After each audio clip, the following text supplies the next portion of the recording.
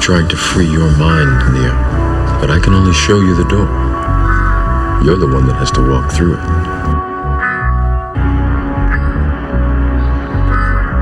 You have to let it all go, Neo.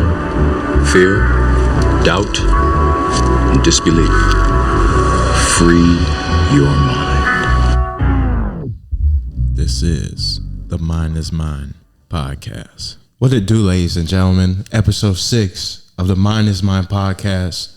I got my man, my mellow, Matt. I work with him. We work at the same gym. So, hey guys, good to be here. yes, sir. Thanks for having me, brother. What do you do with your life? Let's get straight to it. You want to get straight into it? Yeah, let's dive in. What do I do with my life? Yeah. Well, right now I work at a gym with Houston.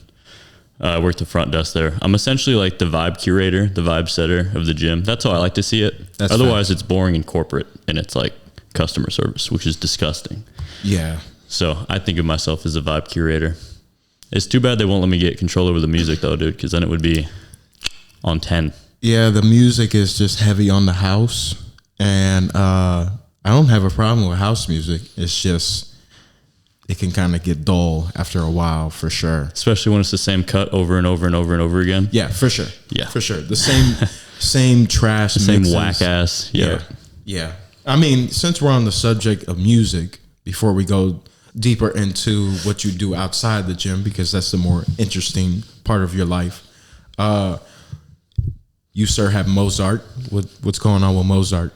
I mean, he's one of the greatest of all time. How long ago did this come out and we still know this dude's name? Most people, that's true, do not have that kind of longevity in anything. Like, think about it. Honestly, like, who in the last 50 years kind of has that longevity? For us, probably the only person that comes to mind is probably Michael Jackson, but that's about it. When was this made? Do you know? Like, you think it says on it? Probably. Let's find out. The back. Because for some of these more recent people, it may not have even been long enough yet. You know what I mean? Yeah, that looks like that album came out in the 60s. That's just a guess. Yeah, but when was this actual music made, you know? Let's Google. Yeah, Google's gonna... Mozart's life. Oh, summer of 1773. 1773? Really? I thought it was older than that. Yeah, it's crazy that his name is Wolfgang, though. That's hilarious in my opinion. He wrote 50 symphonies, bro. The first one, he was 8. The last great... Okay, I'll read this. Mozart wrote some 50 symphonies. The first one, he was 8 years old. The last great 3, only a few years before his death. He wasn't even 40. Oh, man, that's crazy. Yeah, he wasn't even 40 when Dude he burned died. hot. He just burned hot his whole life and then cashed out early. And now we remember him 200 years later. He was 35 when he died. How did he die? The bubonic plague? I'm just kidding. It's possible. He was poisoned. Oh. That's what you call a haterade right there. If you poison my boy Mozart, you sir, are a hater. You think it was another composer that's jealous? Yeah, from another record label. I wonder what would they call the record labels back then? French Horn Productions right here for sure, dude. For sure. No doubt. But yeah, no, greatest of all time. One of them. One of them, sure. Yeah. I mean, we remember his name 200 years later. Like, even the people that we know from the 50s and 60s or all the 1900s, it still hasn't been long enough. You know what I'm saying? That's facts. So I think about that sometimes in regard to the current artists. Like, how, like, Drake is obviously a huge artist. How long will he actually be remembered, though? You know what I mean? That's true. That's true. Like I said, the only person I can think that comes to mind with like a whole transcendence of their art is probably Michael Jackson. Michael Jackson, the Beatles. Yeah, the Beatles too. They did that shit. Elvis can be up there as well. Mm-hmm. But yeah, no, to have something as inspiring, as captivating as that is crazy. Insane, dude. Yeah, bro. 200 plus years, still going strong. I think this is very loud. Is that a little better? That is a little better. Yeah, it was very loud. But hey, we got to figure it out. I picked Damn because that's what I was listening to today. That was my other choice. Yeah. So we came to a compromise. So, but no, I think Kendrick is the best to ever do it.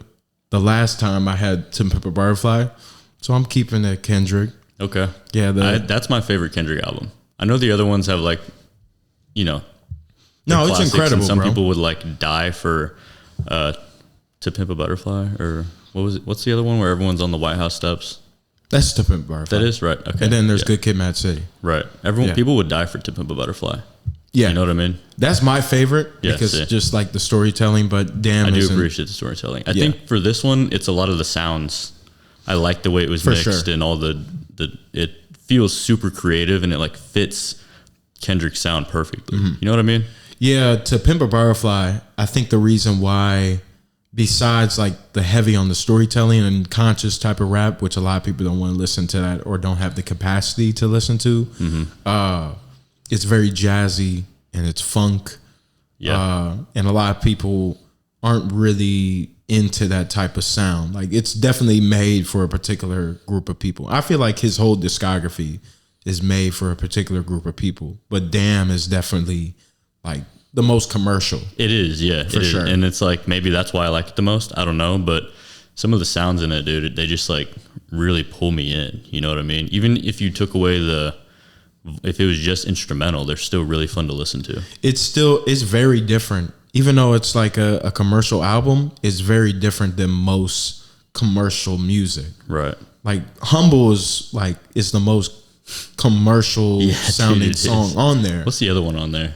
That they use a lot? Not Mozart. Oh no. He's pissed, bro. Yeah, bro. R.I.P. Mozart though. Ghost of Mozart. Maybe that was a Ghost of Beethoven in here. He's pissed. He wants to know where his record's at on the table. There we go. Towards the middle. That makes sense. Yes. Give it a nice little balance. There it is. Balance is important. Yes. But yeah, Beethoven was the one definitely hating for sure. He had the taste of the haterade. Mm-hmm. But Damn is a phenomenal album. You can play it backwards, and it's a completely different story. Isn't that crazy? As well. The back of that has the other, the alternate like side, right? Yeah.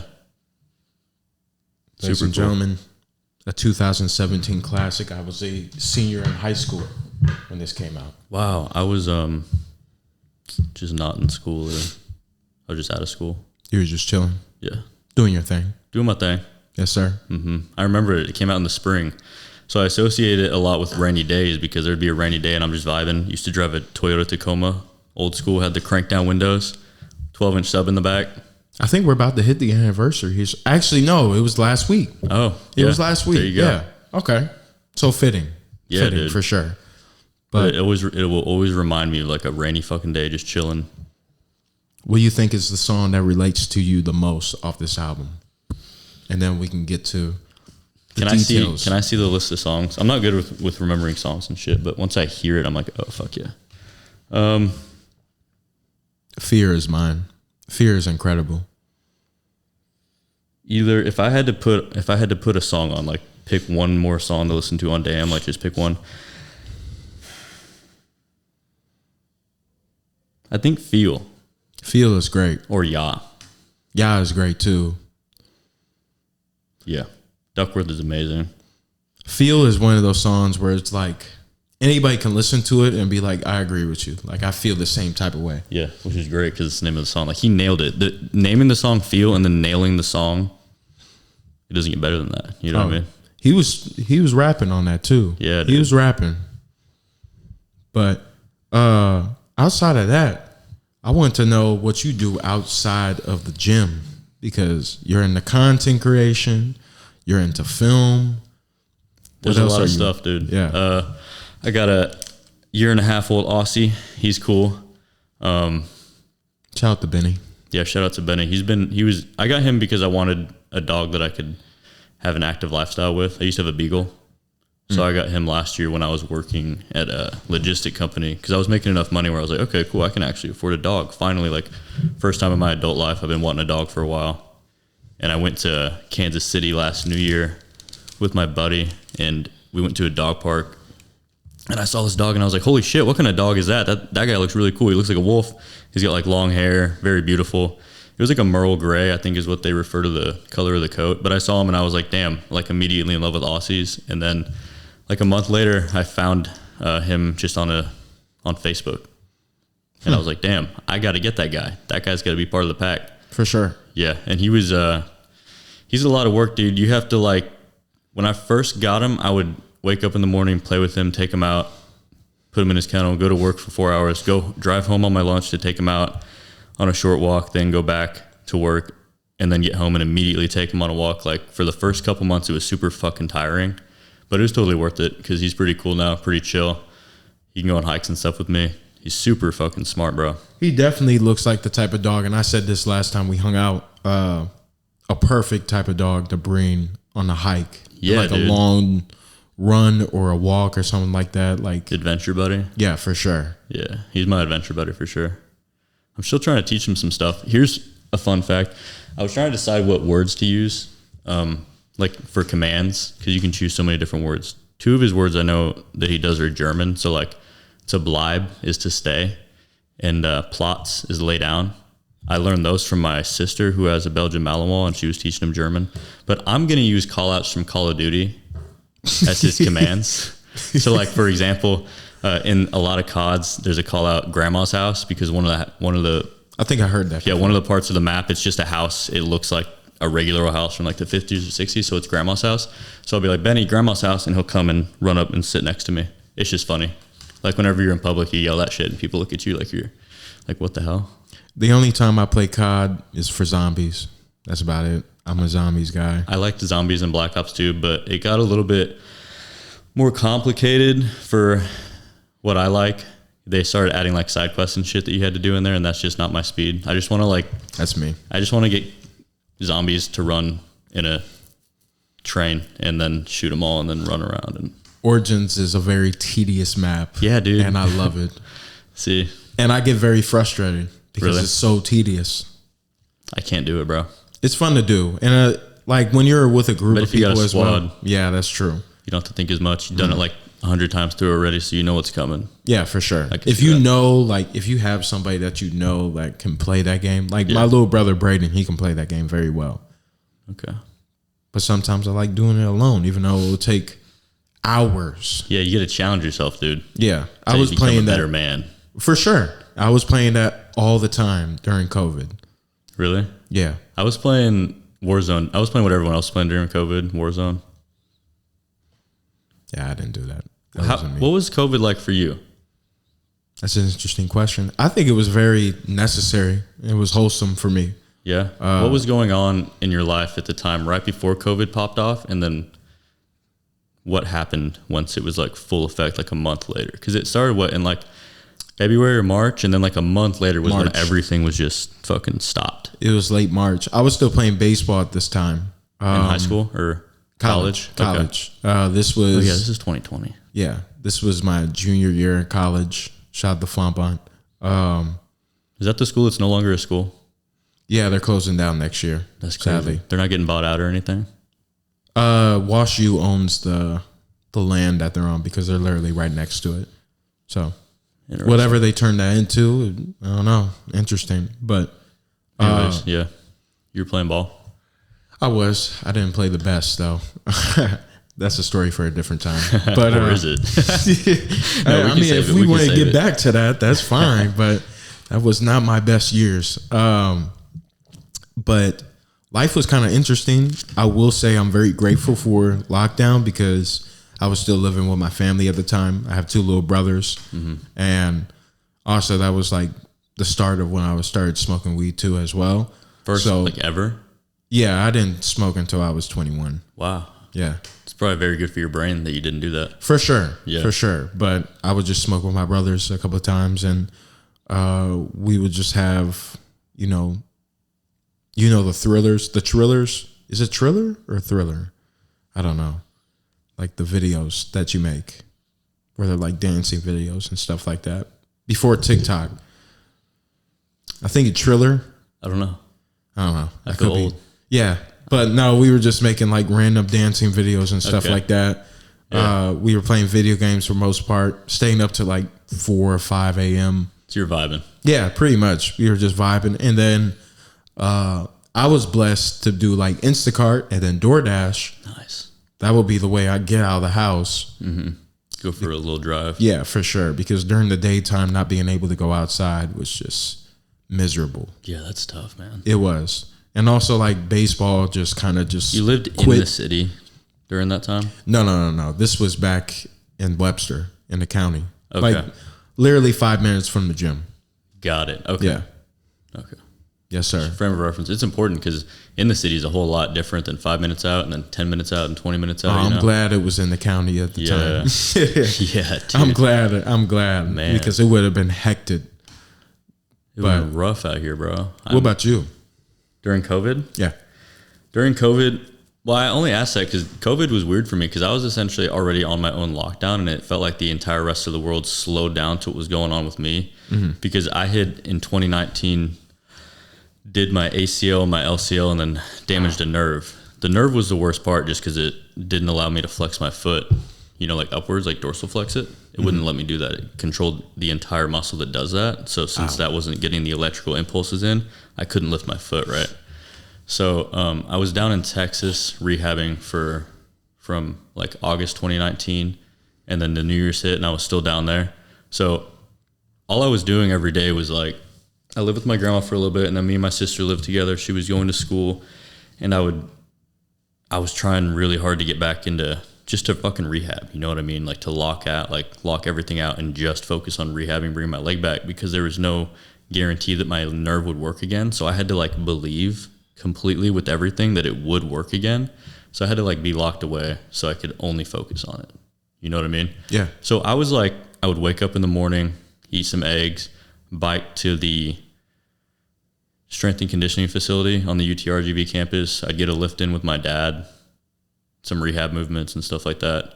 Bike home, eat, do chores and stuff. And then in the evening, I'd go back, and my dad covered the men's soccer team, which was very close to where I live. So I'd bike over there, do some rehab movements, some warm up. I'd like sit with a heat pad on my knee, do some warm up movements. And then I was learning how to run, and then running without a brace for the first time, and then like kicking a soccer ball for the first time out there. So, but that was literally all I would do. I talked to like 2 or 3 people max every single day. And it was just wake up, work out, fuel myself, go back and rehab some more, go back, eat dinner. And that was it, over and over. So I was already essentially just on lockdown from like August all the way up until COVID hit. So it felt like the rest of the world caught up with me, and everyone's like, oh, I'm so bored, I'm stuck at home all day. And I'm like, this is nice. There's like everyone's streaming. My favorite Twitch streamers are streaming all day. All the boys are playing COD all day long, bro. Like I've been doing this bored by myself, and finally I can do it with everyone else. You know what I mean? Yeah, for sure. Yeah. And also it felt a little less like I was missing out on life, because it had felt like that for a little while, So once everyone else was on lockdown, I was like, okay, well, at least it doesn't feel like just me now. Perfect timing, I guess. Yeah. So that's how COVID felt to me. It was really weird to be in that position while everyone else was going through some heavy shit, because some people were like seniors in college, and they're like waiting to graduate. My brother was a senior in high school, and he missed like his whole senior year of baseball got canceled. Yeah, that's insane. And man. I was like, bro, I was feeling bad for him, because I played since me being in college. Like we started a season in like February, so we're well into like games. We went to Florida. We just started conference, and after our first weekend of conference, that's when it closed down. So yeah, it sucks, man, for sure. Weird to be around. It was a weird point in time. It wasn't too bad for me though. Yeah. Sometimes I do think if I hadn't hurt myself, I probably would have transferred out of the school that I was at to another school, and then I would have had to deal with it again from the perspective of like an athlete or student, and that would have been another interesting thing to deal with. Yeah. It's like, oh, I finally transferred out, and then as soon as I transferred out, the world shut down, and I can't like train or anything, because I wouldn't have been able to train. The only reason I was able to train at UTRGV is because my dad literally worked there and had to be on campus. So I think the rules were like no more than like 3 or 4 people in a room at once, so we were still able to do what we had to do. Yeah, which is very nice. Such a privilege to have had that be my experience for rehab. I think one thing that we tend to do is label lockdown as just totally bad or totally good. I think there was pros and cons to that situation. Like the cons, definitely, like people were missing out on school, missing out on whatever sports they were playing. You know, it heavily affected their life just completely just halted. Yeah, and some people aren't really, and also being cooped up in the house, not being able to go outside and interact when that's a necessity for humanity. Right. Especially on the drop of a dime like that, it can definitely, especially for kids, and especially for kids that are going through insecurities or going through depression or going through any type of anxiety or basically don't have the best home life or internal life. Right. That can be a struggle. And it feels like life has stopped. So then it's like, well, life was sucking, but it was still at least moving forward. And now it feels like life sucks, but it's literally just stopped. And I'm like floating in jello. Yeah. You know? For sure. I can see that sucking. I think some people, they like go to high school, go to college, get their job, and they literally, it's like they're not awake for all of it. So I think for some people it was like an awakening moment where they hadn't really evaluated anything because they were just doing what they were supposed to do. And then all of a sudden, boom, you've just got time on your hands to think. And whenever you have time on your hands to think, that's when you really start to realize like shit about yourself. Yeah. I think some people had to come face to face with what their life was and they hadn't realized what it had become. And now they have to look at it, you know? Yeah, for sure. That's how it was with me. And if anything, like the best word that comes out of me thinking back on lockdown is gratitude. Not only being around my family more than I ever have in a while, at least, because, you know, they have work, they got school, I have work as well. Yeah, and you're in college and all that. And it's just how life is. Yeah, it was a nice little break to just really spend time with the people that are closest to you. It kind of sucked at the time, too. I couldn't really see my grandparents a lot because we didn't want to risk getting them sick. But another reason why I'm very, very grateful for lockdown is that was kind of the start of a spiritual awakening for me and kind of led me to the point where I'm at now. Like, honestly, I would say if it wasn't for lockdown and the chain reaction that it gave off, the domino effect that it gave off, I probably wouldn't have this podcast or have this perspective in life at all. I think a lot of people, it seems like, had a spiritual awakening during lockdown, man. I feel like a lot of people realized a lot of shit about themselves and their life and what are we doing out here? You know what I mean? I definitely have my 2 cents on that. Yeah? For sure. But continue. No, I'd like to hear your 2 cents because that was pretty much it. I mean, yeah, that's what I got on that. I'm very curious about your 2 cents. Well, 2020 is like 2020 vision. And there was a lot of alignment going on in the world, internal worlds, astrology-wise. And that was kind of the year of the Great Awakening. And, you know, we talk about conspiracy theories sometimes at work. There has to be something equally as potent to cover that up because there are powers in the world that don't want you to find your inner self and want you to be under the will and power of other people. Yeah, be mindless, be a robot. Be for sure. Sack of meat. For sure. And be a consumer. Yeah. Because the only way that you can keep this, you know, this game going is if you consume within the game and be consumed by the game itself. Right. So that was a good opportunity for a lot of us to not be consumed into that game. Like we're back at home, and we're just, all we have to do is just focus on ourselves. Some people didn't want to do that because 1, they didn't know how to. 2, there was a lot of things that they didn't know how to uncover. Yeah, people had realized they had a lot of work to do. Yeah. You know, and on themselves. Work sometimes can be scary because it's very diligent type of work. Inner work is probably the hardest work that you will ever do in your entire life. It is, man. For sure. And that entire year kind of gave us the indication that us as a whole, as a collective, need to do our inner work. And that's the most important thing. Even though, you know, I have my 2 cents on COVID, but I don't want to get into that right now. I'll get into that some other time. But I think it was a necessity for us to realize that even with the people that have struggled in there, it was a good indication that, okay, we need to change something and that we need to be better than what we were before lockdown ever happened. Right. Lockdown was a good indication that one, there is a sign of improvement, or it's a start of improvement. But at the same time, lockdown showed us a lot of issues that are happening in the human psyche and the inner world of humanity. And we need to really touch on that. It did, dude. Mm-hmm. It really brought that stuff to the forefront big time. There was so much shit going on that year too, which I think none of it is a coincidence, honestly. Partial of it is an agenda. Partial of it is just divine alignment.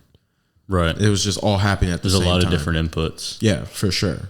It was just all happening at the same time. But I'm very grateful for 2020, as hectic as it was. Yeah, it was a good test for people too. Some people that had never been through anything, now it's a couple years later, and I think people are probably starting to look back on it and you can at least be like, yo, I got through that. It was something tough. I got through that. And now you have something to compare.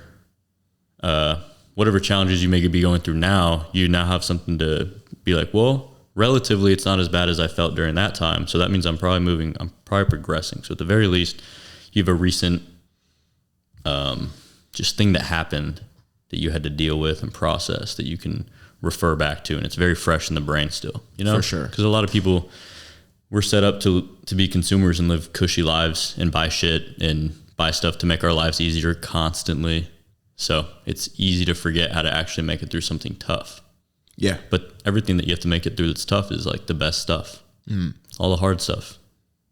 That made me want to fall in love with my inner work. And that's the reason why I allowed that gradual awakening to come in throughout the year, starting with the lockdown. Because at the time, at the very beginning of the year, the first week, I broke up with somebody that I cared about at the time, because of dumb, impulsive decisions.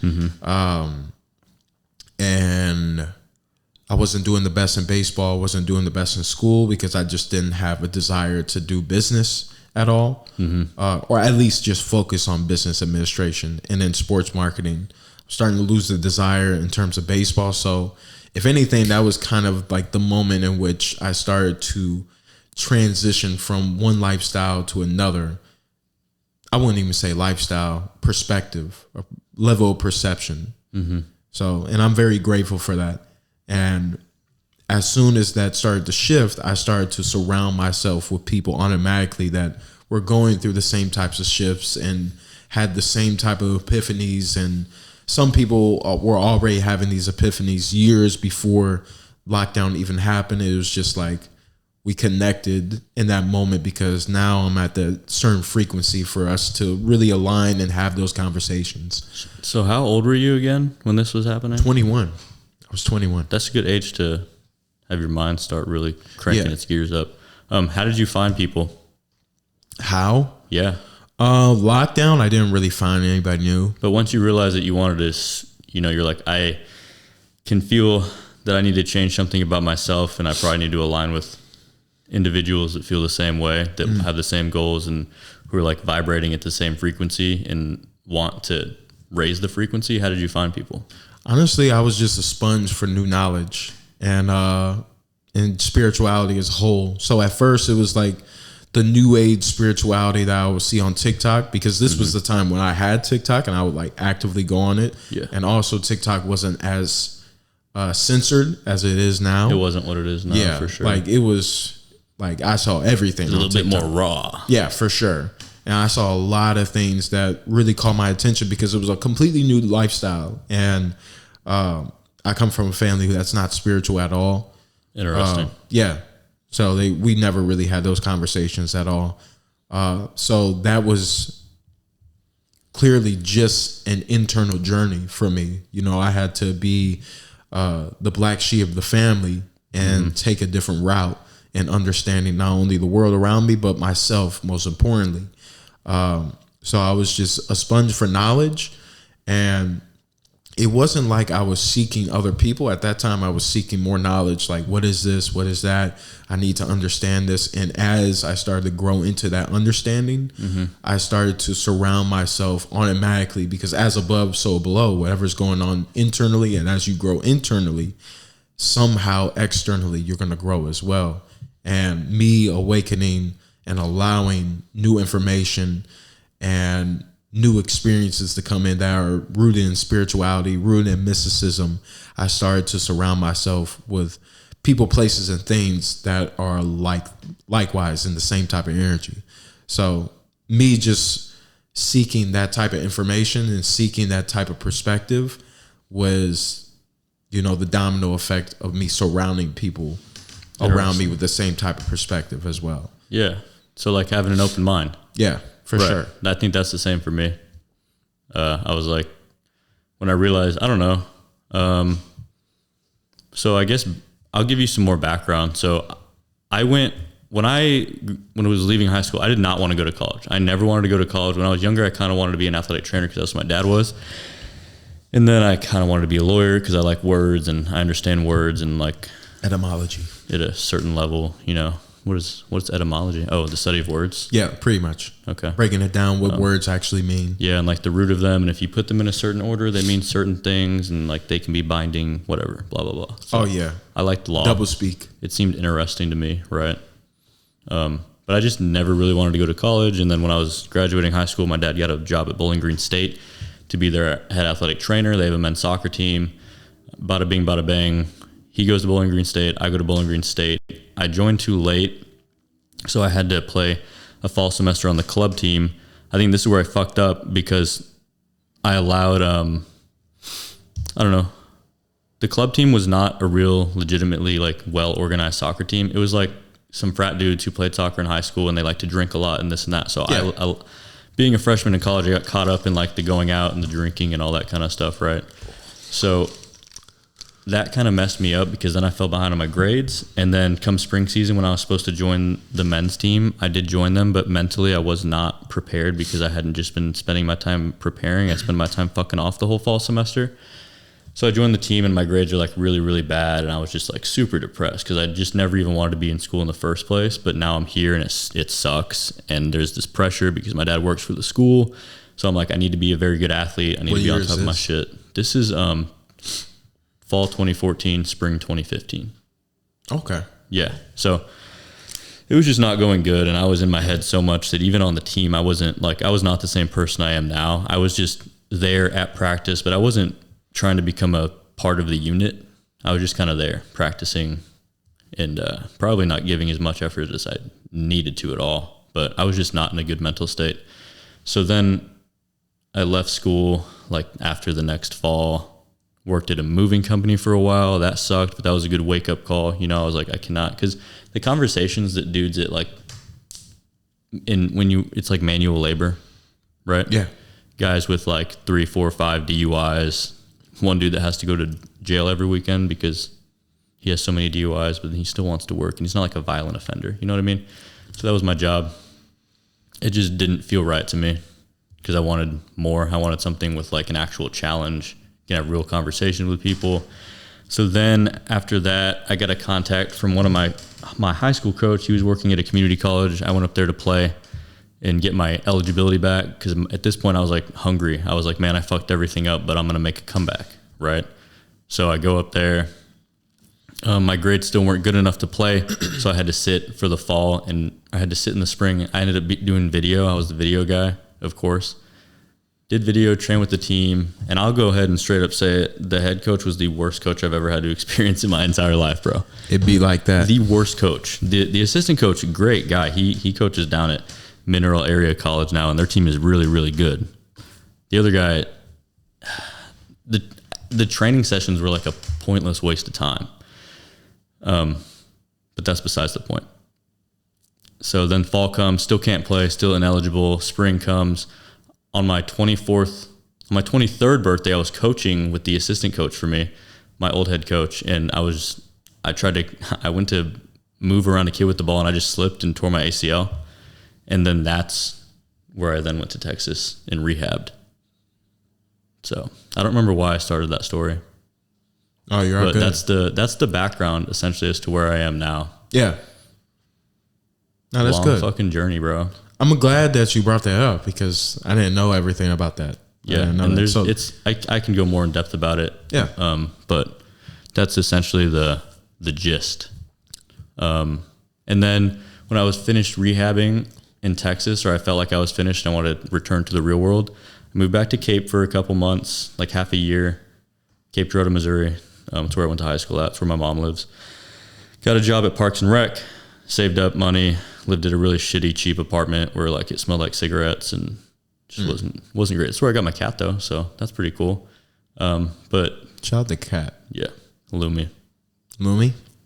Shout out to Lumi. I named her Lumi because she's a black cat, so I was sitting there trying to come up with name ideas, and with the way I am, I wanted it to be the opposite of black or dark because everyone puts like bad energy on black cats. So I wanted it to be like very good energy, actually. Right. And so to me, she was a light. So I was like, I need something that is light or makes you think light and brightness. So Lumi is dope. Yeah. Her full name is Illumi, like illuminate. And I just shorten it and I call her Lumi. That's kind of like the moon though. Yeah. Lunas. Yeah, exactly. Yeah. Lunar. Yeah. It's very close, right? I like it that her name's not Luna, but it still is like really close. It's like in the same family, same breath. You think light, the moon brings light. So yeah. And it comes at night. She's dark like the night. So yeah. And then She's Batman. She is Batman. Batwoman. She's a chick, bro. Come on. Sorry. Yeah. She gets paid less than Batman. That's the next topic, the wage gap. I'm just kidding. We can. No, I don't want to talk about the fucking wage gap, bro. Yeah, I'm not articulate enough on this topic. I'm not articulate enough about the wage gap. I'm not up to date. I don't know the most recent statistics. I don't want to talk about the wage gap. But then it's thundering out there. Is that thunder? I think so. Well, I'm in the city. We're in the city, so like it can be anything at this point. Yeah, it could be a dump truck. It could be somebody being dumb. Somebody could literally just crash in front of the crib. I don't know. We're good here though. That's the life of St. Louis City. You just never know what's gonna happen. Yeah, I was driving on Grand and I was like, "Fuck this street, bro. I hate this street." Yeah, right here too. Like people are dumb drivers. I know, man. Terrible. Just fly through there. There's like one lane, but like you got to take into account that streets are really bad too. So it's like, yeah, the infrastructure in America in general is just not up to par. Yeah, not up to par. But we can go in the rabbit hole in infrastructure in America and taking care. Everyone knows St. Louis's roads are fucked. Terrible. Yeah. So I have so much love for this city. Oh, speaking of that, the transition from being in Texas to here, like how was that? Oh, because I know there's two different lifestyles. It's a different thing. I don't know. So I lived in Missouri most of my life. Oh, okay. Yeah. When I was like 4, my dad, I don't know, 2, 3, 4, I don't know. He worked at Texas A&M. And then when I was 4 or 5, we moved to Columbia, Missouri, where he worked at Mizzou with the football. He started out with track, baseball, and football were the sports he was covering. So that makes sense with like I ran track and played baseball and I played soccer, not football. But and then after that, we went to Southeast Missouri, Cape Girardeau, and I did like 5th grade through high school there. So I spent a lot of time in Missouri. When I moved up here, I had planned to move up here in the summer of 2021, and I decided that at the new year of 2021. And then a month later, bro, my truck like shit the bed on me. So I no longer had a means of transportation. So for like a day, I was fucking mad because I was like, I decided I was going to move to St. Louis. I'm going to move to the city. I got to change my life. I got to do all this stuff. And then my truck breaks down. I was sad and upset for like a day. And then I was like, you know what? Fuck it. They have a train system. I can shout out to the Metro Link. Yeah. They got the Metro, bro. So I saved up my money for another like 6 months working Parks and Rec. Shit pay. Took as many hours as I could. I was getting overtime sometime. I was working at the Osage Community Center. They have a basketball court and a gym. It's like a YMCA, but small. Yeah. Was like facility manager there, stuff like that. Event manager, which isn't as big as the title sounds. It really wasn't a big deal.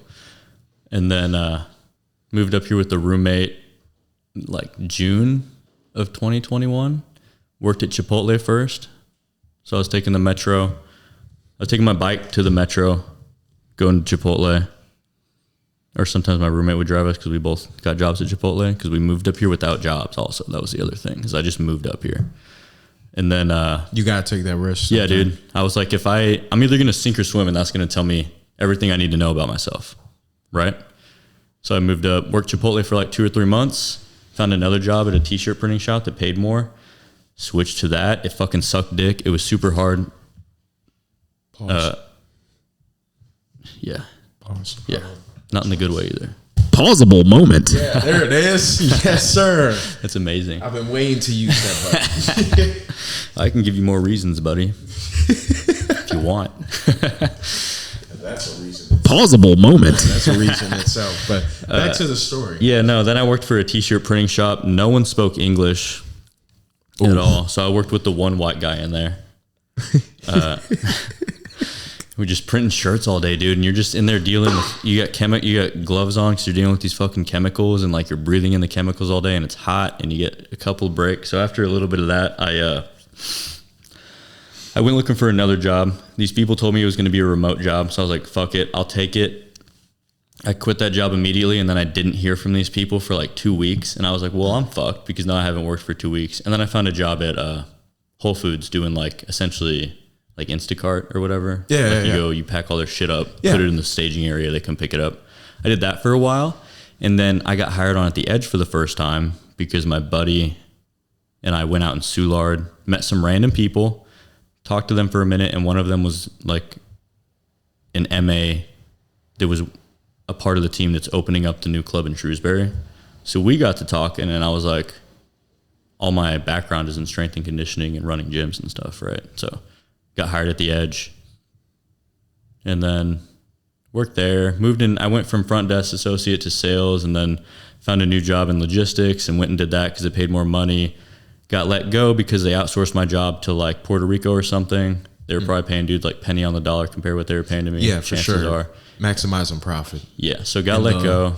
Least moral way, I guess you could say. Like you guys can buy more, like an extra egg next week because you work for me. One more egg for your family. It's not that bad down there. I don't know. I don't know if it was Puerto Rico, but it was. Oh, okay. Yeah. Because I lived there for 2.5 months back in 2022. Very beautiful place, but it needs a lot more respect. Yeah, because it's just a territory, right? Yeah, their president is Joe Biden, but they can't vote. Yeah.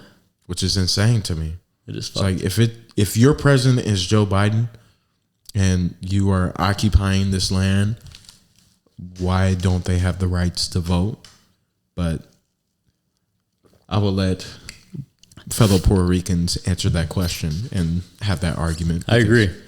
Because they definitely need their voices heard. That's such a beautiful country, though. I love it, bro. I love it so much. But I would love to visit. Back to you. Outsourced the Puerto Rico. Yeah. So then I was like, I'm kind of just trying to run through this so we can cover the background, right? But then I was like, okay, I got like a month. I'm going to get one more paycheck. It'll cover me for rent for a little while. I was like, I think this means that, because I was planning on leaving that job. I was going to get a camera with a couple paychecks and logistics. Yeah, I was going to leave that gig in like September. I got let go in July. I was going to save up some cash. June? Huh? Is this not June? Is this 2021 or 2022? 2023. Oh, okay. Fast forward. Last year. Yeah. Got you. So I was going to buy a camera. I was going to switch to photography full time. Got let go. Didn't have any cash, just enough cash to pay for rent. So I was trying to figure out I was like, fuck it, dude. I've got like this much amount of time. I have a camera. I have to be able to figure out a way to make money with just this camera. Like I've seen people edit. I've seen what people pay for. I know I can put together something so that people will pay for my services. I know I can make some money off this. I've been doing it for years. You know what I mean? So I was like, I'm just going to do digital media marketing, create reels, create content, take photos for whoever needs it.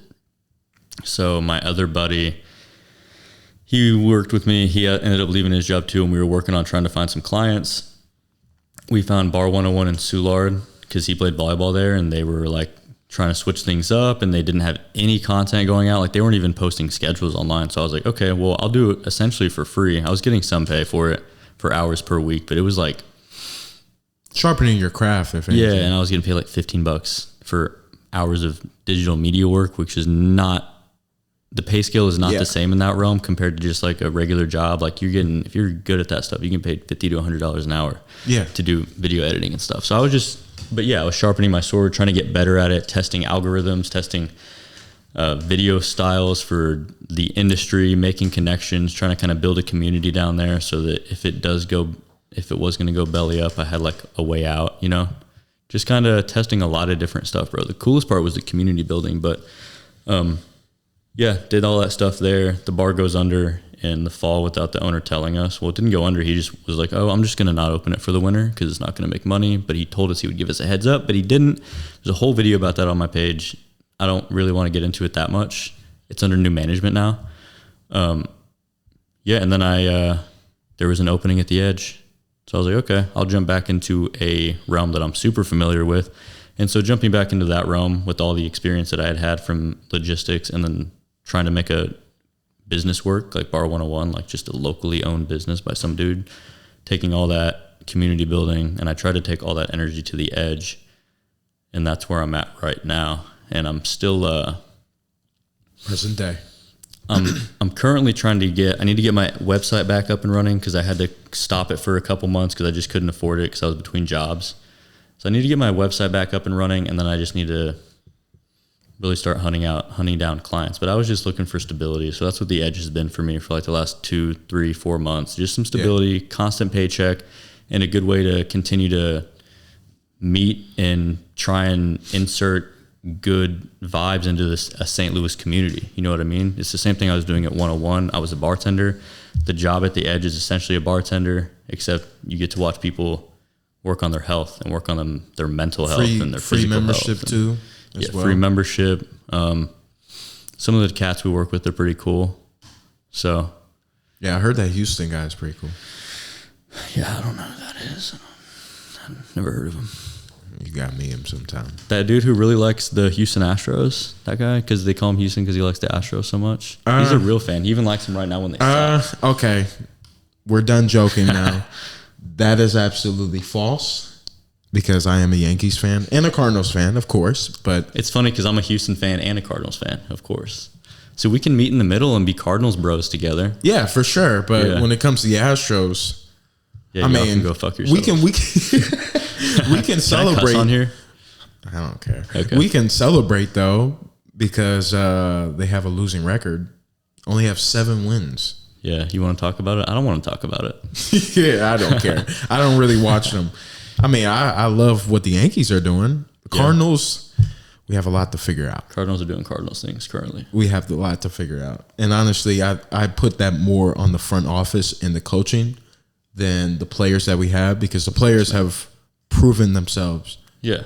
Arenado doesn't need to do anything for him to prove that he's an all-star MVP caliber player, like a defensive monster, can hit very well. Same thing with Goldschmidt.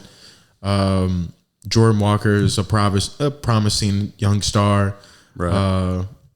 Wynn is a promising young star as well. I forgot what his first name was. Is it Jason Wynn? Mason Wynn. Yeah. He's nice too. So, I mean, like, we have a good balance between veterans and young people coming in. It's just like no one's meshing them. There's don't have the a coach factor. They need the coach to bring in the it factor, which if you look at Houston, they got a brand new coach this year. You know what I mean? So it's like, what's really going on in there? Yeah, they got the team. Like, you have Alvarez, you have Altuve, you have Pena, you have all these great guys that have proven their valor. Yeah. Yeah, Bregman. Oh, I forgot that. Yeah.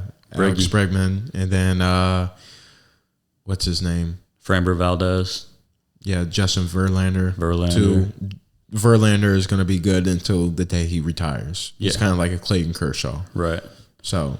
But it would have been really lucky to go from, I can't even remember the man. I'm really bad. It's not anything against these guys. It's just I'm really bad at remembering names and information about sports after like the year is over. The old manager of the Astros before Dusty Baker. Can you remember that guy's name? The one that was a part of this whole 2017 thing. Alex Cora. Alex Correa? He wasn't the head coach. He the wasn't? manager? No. Alex Correa played for us back then. It was some white dude. 2017 Astros manager. 2017 Astros manager.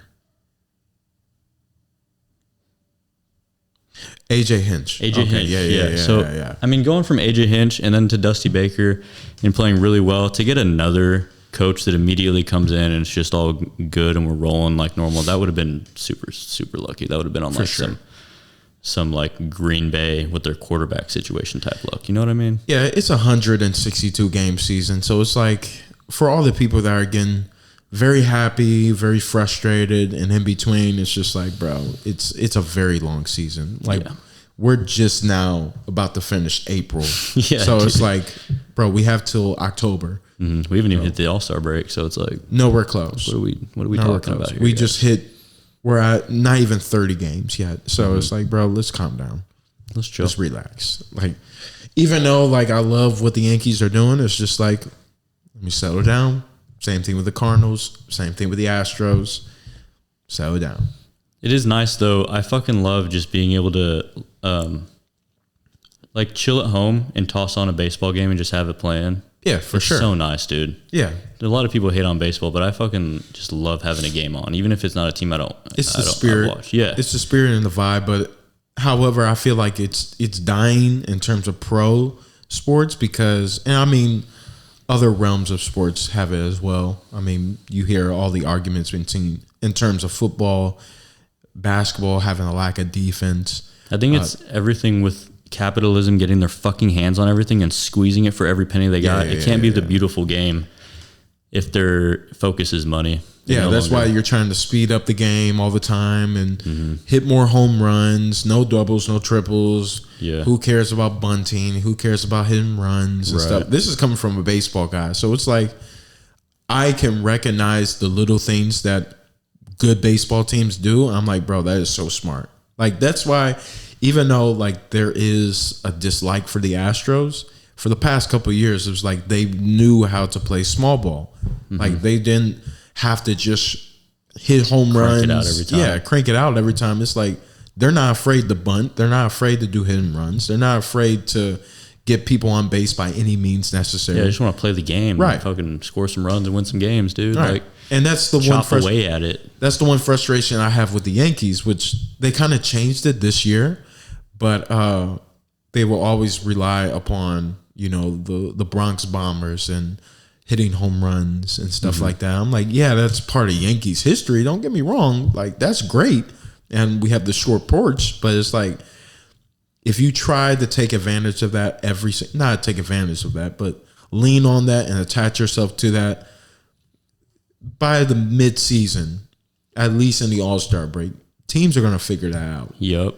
Teams are going to figure that out. Teams are not, especially you as the Yankees, nobody likes the Yankees at all. Right. Because you've won so much and everybody wants to shit on the Yankees just to say that they shit on the Yankees. So it's like... No, I get it. I'm a Cowboys fan, so yeah, that's my life. For sure. We don't talk about that, though. But to lean back into sports, but like for what you do, playing soccer and then rehab, what was the transition like in terms of focusing on conditioning and rehab into, you know, videography and making content, and then, like we discussed before, getting into film? I can tell you about that. What's going on with the shirt? I think I know what's going on, but I just want to make sure. This is from Quentin Tarantino's Kill Bill? Yeah. Yep. And the shirt is Not Dead Yet brand. Yeah, that shirt's hard. Yeah. I was like, is that Kill Bill? But I just had to make sure. Not Dead Yet. They've actually given me some opportunity. I don't know how much I'm allowed to talk about it, but I do have some opportunities recently with them, which isn't anything huge or anything yet, but it's really cool. They're a super cool company. I don't mean to plug them in the middle of this, you asked, though. So Go ahead. Locally owned. That's what I really wear. care about. And the reason I vibe with these guys is that they care every person. It's like, you know how you want to make big things happen in your life, and one of the keys to that is to put other people around yourself that are also trying to make big things happen for themselves. Because people that believe inherently in themselves have no room inside of them for hate for others trying to attain their dreams. So these people that I met really give a fuck about. It's called Not Dead Yet, because they're like, dude, you're not fucking dead yet. Live your life. Be the best you can possibly be. That's what they're all about. So just being able to be around them.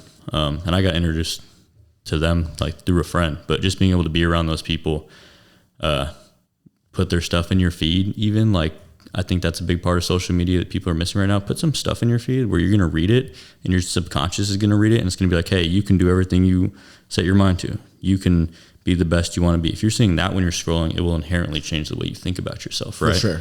That's the energy that they put out there. So it's nice to be aligned around people like that. So they made the shirt. They actually just made a drop the other day. I think it just says, just do anything. Like that's their whole, yeah, that that's shirt's hard. That shirt's so there's a samurai sword on the back. Ooh. Right down the middle of it. Ooh. Yeah. We're gonna have to see that later on. Yeah, I'll show you. But anyways, back into the filmmaking stuff. Filmmaking for me goes back a while. When I was like 10, I had a little camera called a Video Now camcorder, and it was like literally like this big. And I got footage from a bowl trip that I got to go to with Mizzou. When they went in 2003 and 2005, I got it as a Christmas gift. So I opened my Christmas presents, and then we went and got on the Mizzou bus like Christmas Day. It's really cool. You get police escorted to the airport. You land. You get a meal with the team on the plane. You get a police escort to the hotel room, and they have. If you're ever wondering what are the families doing shit while the team is preparing, they have events. They have a bunch of stuff set up for the families to like. They have a room where the kids can go and hang out, and I think the players can volunteer to like watch the kids for a couple hours while the parents go out and enjoy a night on the town. And they just have like stuff set up during the day. You can go to arcades and stuff with all the other families of the coaches and trainers and equipment staff and everyone that gets to be a part of the trip goes to. So they have a bunch of stuff set up all day. So I would take my camcorder and I was just recording stuff all day. Ended up making my first video with some of that footage when I was like 12 as a birthday video for my sister. Shouts out my baby sis. She's a real one. Shout out to her. So that was, it started super, super young, and then I would watch YouTube videos, and I wanted to make little videos in my backyard. So there's some clips I have somewhere on a hard drive of just like random shots in the backyard. That's where it really started. And then in college, I took a film class. I was always kind of interested in film. They shot Gone Girl in Cape Girardeau. That's a town where they shot it over in Afton. I used to go to Afton High School, and Afton High School was covered in fake snow. Really? Yeah, I remember when that happened. What year did that movie come out? Like 14? Yeah, they were 14? shooting. It may have been after. I don't know. They were shooting it when I was a senior in college, or senior in high school. So that was 2014, spring 2014. Okay, yeah. Then I was a freshman. So they shot it down there. I got to listen to a producer talk, which honestly like sparked a little bit of more interest in me in the film world, because you don't really ever get presented with those options as a kid. Like you could do film and do all these different things. So getting to kind of see everything, like he just talked about everything that goes into the production, like hiring people, and you have to have these kind of certifications, and you got to do all this and that. And that was really interesting to listen to. So that was it. I kept that with me. And then I went to college, took a film class. That was really interesting. And I felt like I excelled naturally in there. Like we would be put in groups, and it was like a TA teaching this class, because they don't give you the actual head guy for an introductory film class, right? So, but they were like, here's the scenario. You've got this, and you've got this, and you've got this, and you need to tell us exactly how you're going to shoot it. So I think I remember it was like, you're getting chased by a dinosaur. You ran into a building, you're cornered, but the dinosaur can still, it's funny that I remember this, but you run into a building, there's a dinosaur chasing you, you're cornered, and the dinosaur is looking for you. So like describe the scene. And so none of my people in my group had any ideas. And I was like, okay, well, how about you have the shot start X, Y, and Z, and then the shot goes here, and then you reveal this, and then it slows down, and the tempo of the music slows down. It really drops. I was the only one that had any kind of idea of how to do that. So I ended up being the person in that group to do that. Fun fact, do you know who Scotty Miller is? I don't think so. He played for Tampa Bay the year that the Bucks won the Super Bowl with Tom Brady, I believe. Mm-hmm. He was in that group.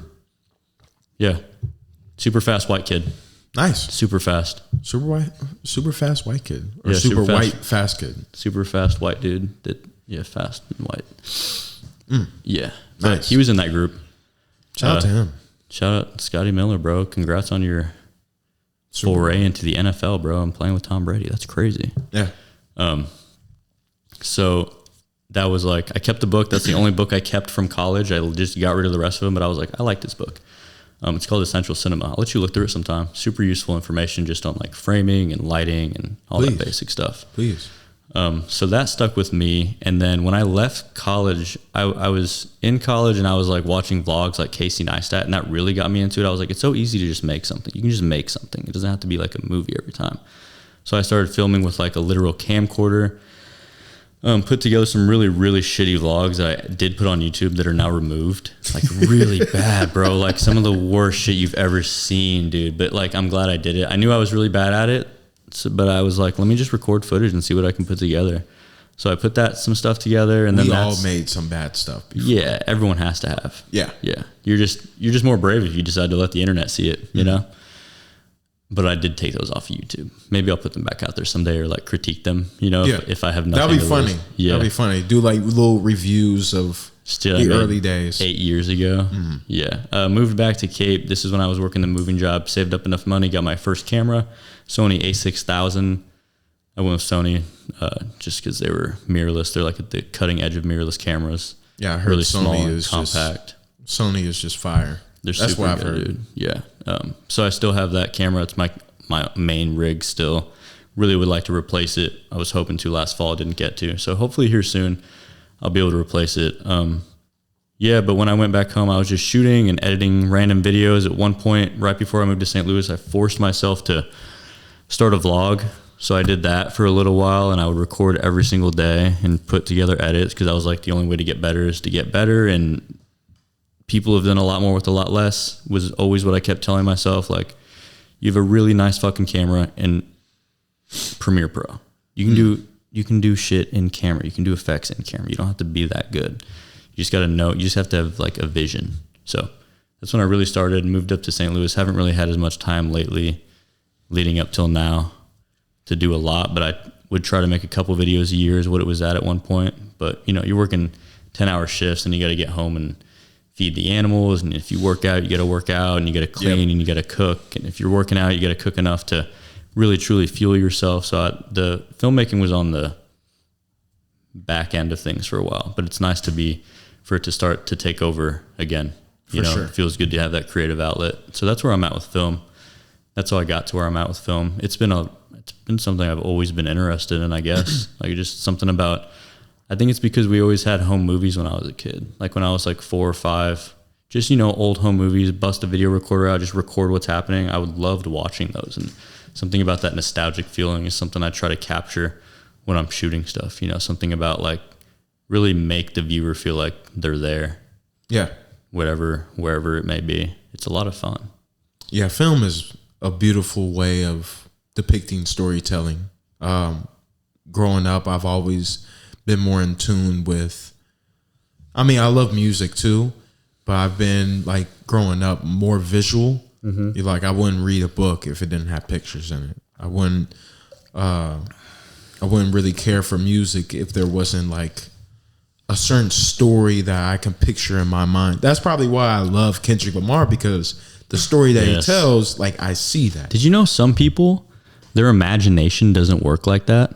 Like, they don't see pictures and images in their head. And if you told them to imagine an apple, they can't like see an apple in their head. They just know what an apple looks like, but they're not like seeing it. Like, if you told them, imagine walking through a field of, I bet you can see it right now, like a field of tall green grass, and there's apples or apple trees lining the road, and it's like a cobblestone path, and there's some horses running in the meadow, and there's a mountain. You can see all that. I saw that whole thing. Yeah. Some people can't see that. All they see is words. All they see is the words in their head. Isn't that crazy? Mm-hmm. But those are probably the people that are really good at like math and engineering. Probably. Yeah. Left brain people. Mm-hmm. Which there's no problem with that. I think. No, dude, we need all the people.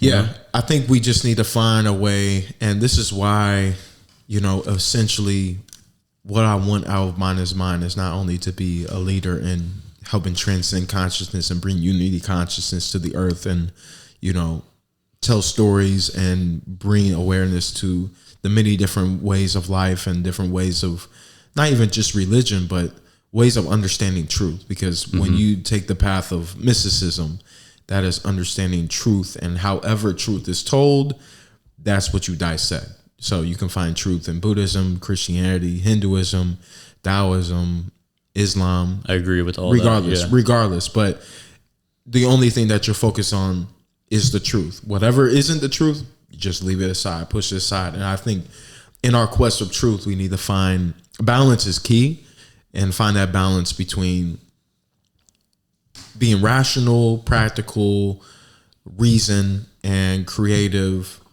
and problem solving in a completely different way that goes beyond just thinking about it. Yeah, feeling, emotions. Yeah, the only way we're going to solve a lot of the problems we have now, and this is, I mean, everyone knows how to save the world, right? Everyone knows. You just do this and that. Our answers are not things that exist yet. You know what I mean? Like, we're trying to solve problems with the things old that we solutions. Yeah. But the problems that we have are transcending because the human mind is evolving rapidly alongside technology. The amount of information that we have is crazy. So to be able to solve these problems, we have to like really, really try to look outside the box. None of these old ways are trying to shove us into these old boxes. Like, well, we need to like do this with taxes, and we need to do this with voting, and we need to do this and that. It's like, we really need something completely different. That I think it's beyond a money problem at this point. It's way beyond It's an internal problem. Yeah. It's like, I can have all the money in the world. That doesn't mean I change from within myself. It's just like, I can be the same person. I can be a shitty person with $1 and a shitty person with $1 million, and not use that $1 million in a way that benefits not only me in the long term, but humanity in the long term, because I have yet to look within myself to truly change my perspective and how I walk on this earth, pretty much. And that's the most important thing. But that is, and I'm willing to, obviously it's not a one-man show. Like, I can't do it by myself. Yeah, none of us can, like, man. no. There's too many of us. And that's one of the biggest things, is that we're so focused on individuality. And sometimes when we focus so much on individuality, we push aside creativity, because when it comes to creativity, we can't just do it ourselves. Creativity comes from influence. It comes from, a lot of people that are, David Bowie was saying it. He was like, the reason why I'm so good at art, so good at music, is because I stole from the people that came before me. All great artists steal, bro. Yeah, they don't copy, but you take pieces, take inspiration. You have to.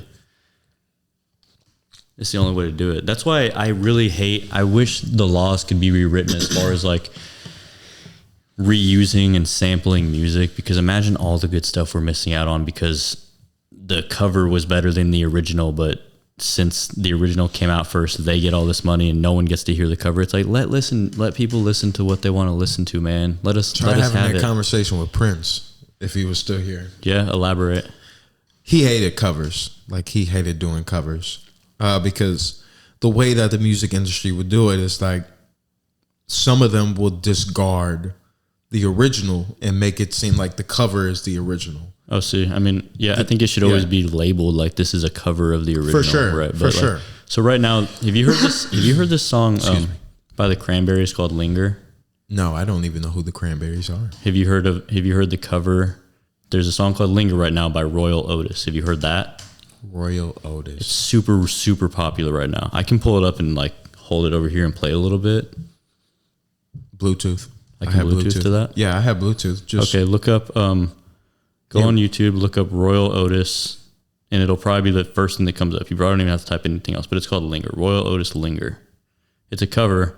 It's going crazy right now. And I'm like, man, it's not on Spotify yet because the Cranberries, it's their song, and whoever owns the Cranberries discography is not letting it be on Spotify, so I can't really listen to it. And it's crazy to me that this thing has Bluetooth on it. This thing is so dope. When I get my setup, I'm going to ask you to help me set up a little bit. For sure. Because the fact that you can do this is crazy. Oh, bro, it's so amazing. I love it. I love it so much. I love this thing. This was single-handedly one of the greatest purchases I've ever. Me and Maliki went half on it. Mm-hmm. Oh, does he shoot? Does he have like a show or anything? Yeah, he has his own His sign is over there. Shout out to the Grounded Theory podcast. Hopefully he hears me from the other room. I love you, Maliki. That's my guy.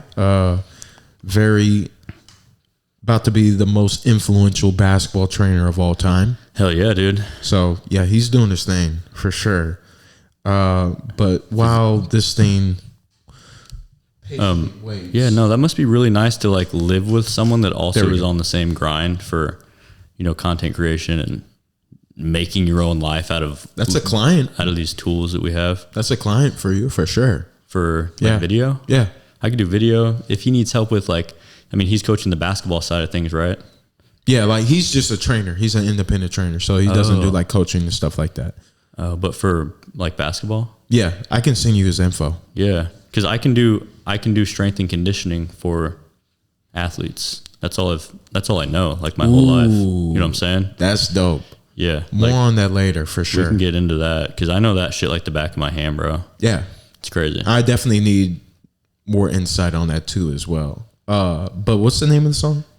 Type in Royal Otis, Royel Otis, Otis, and then Linger. Royal Otis. Linger. Yep, found it. This cover, I like it better than the original. By the Cranberries? The original is by the Cranberries, but this one's by Royal Otis. Oh, the song. Yeah, the song is called Linger. It looks like they're live. Yeah, on Sirius XM. Okay, 3 million views. Damn. Yeah, this song is going crazy right now, dude. Yeah, restart. This will be on here as well. Cool. Something about the feeling of this song, man. I don't even remember why I started talking about it. Oh, you were talking about covers. Sampling. Stop.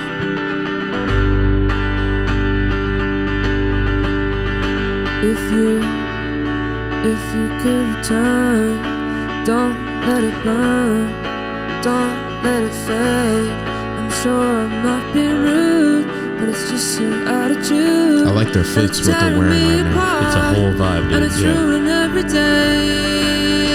I know this song. Okay, I know this song. Yeah. The feeling of this song, man. Feels like nostalgic and like longing. And this song is on Click. Really? It's the song that Adam Sandler and his wife met. Like that was like their love song. That's how I know it. Click is such an underrated movie. I think about that movie all the time. Sometimes when I'm like, you have a day and you're like, man, I wish I could speed through this day. I always think about Click, and I always think about how, oh no, I wouldn't want that. I would miss out on everything. You know what I mean? Like I should be grateful for where I'm at right now. I think why it probably cool? didn't. Can I rip this? Go ahead. You want to rip this? Perhaps, maybe. Give me a second. It's here for you if you want it. It is not a vape, ladies and gentlemen. But I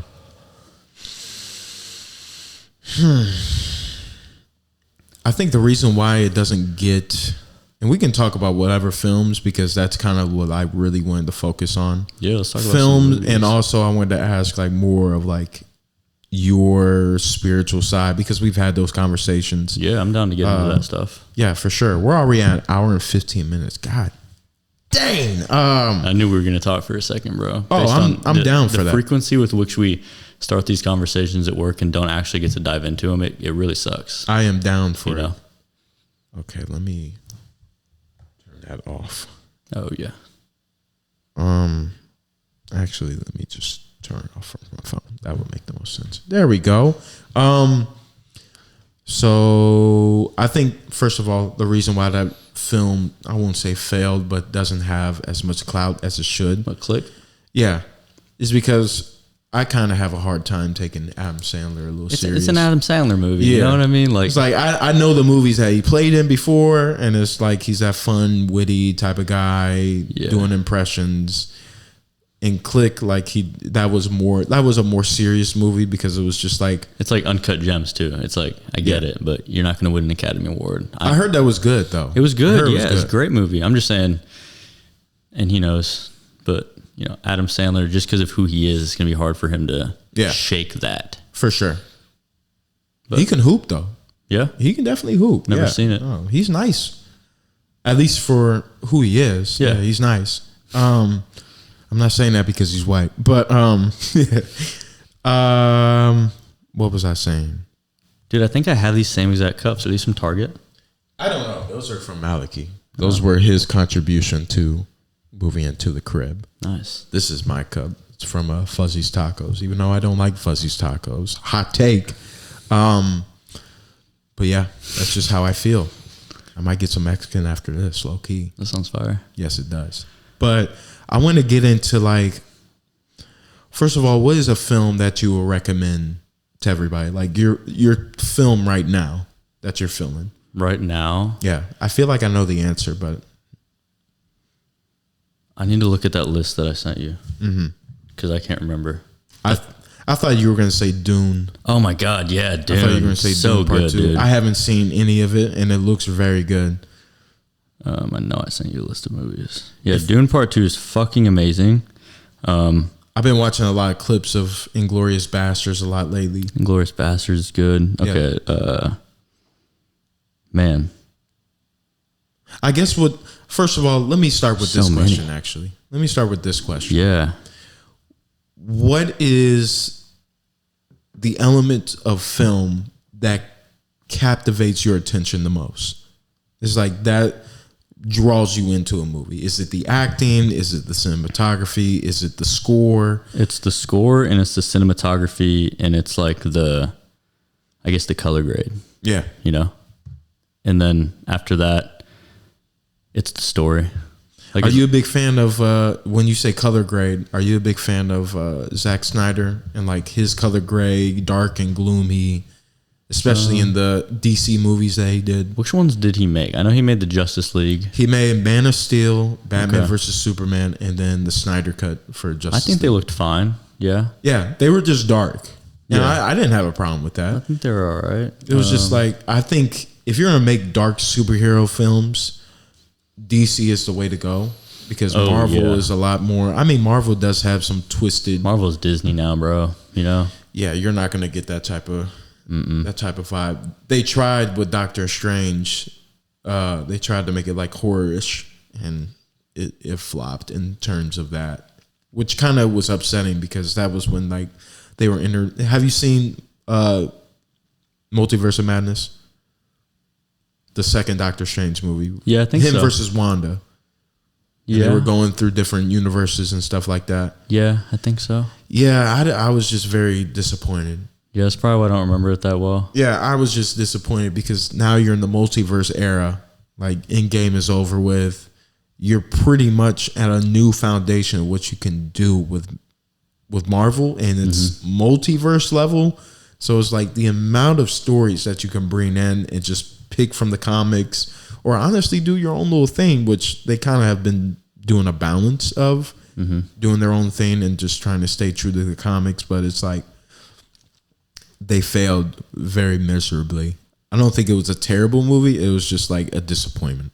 That's the best way. That's the best word I can give it, is disappointing. Yeah, it's like there's so many ways. It's like they have so many different ways they can take some of these movies. This is how I feel about Star Wars.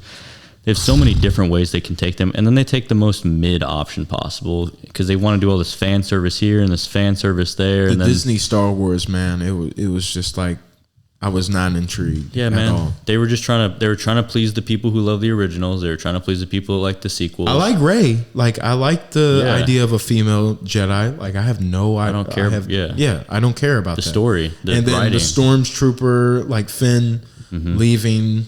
That I thought that was dope. Like, you have inside knowledge and stuff like that. Right. But I think it was the execution. The execution was not the best. Terrible writing. Why would you bring back Palpatine? That frustrated me. Yeah. It was just like the whole Snoke era was just kind of like, that didn't go anywhere. It felt like they were redoing the original movies. Yes, exactly. Like, what are we doing here?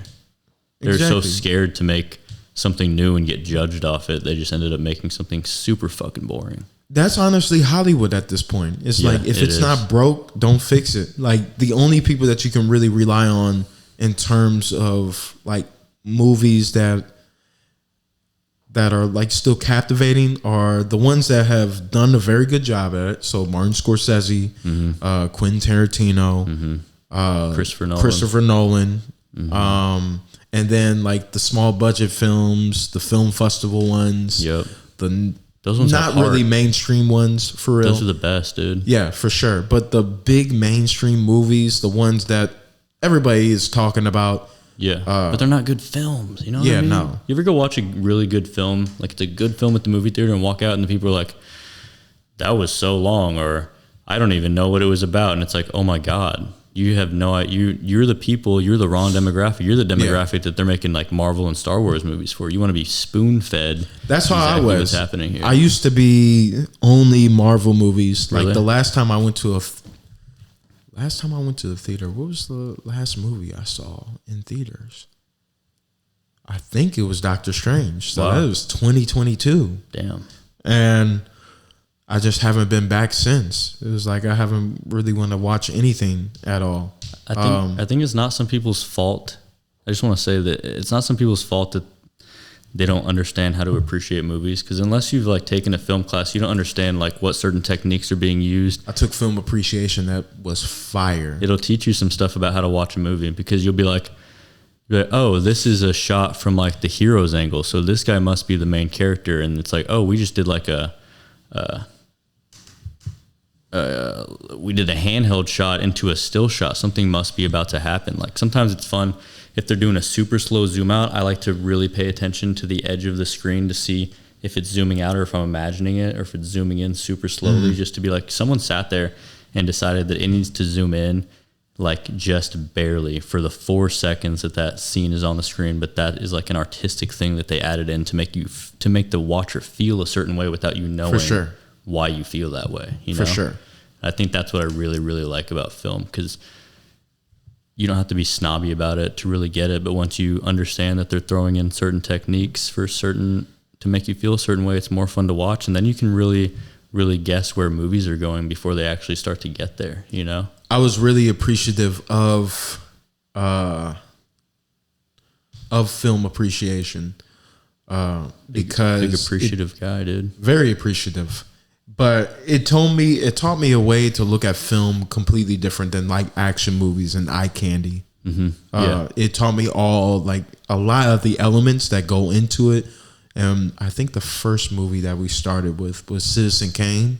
Okay, I don't think I've seen Citizen Kane. Citizen Kane is regarded, at least in like the top film critics, they say it's like one of the greatest movies of all time. Gotta add to my list.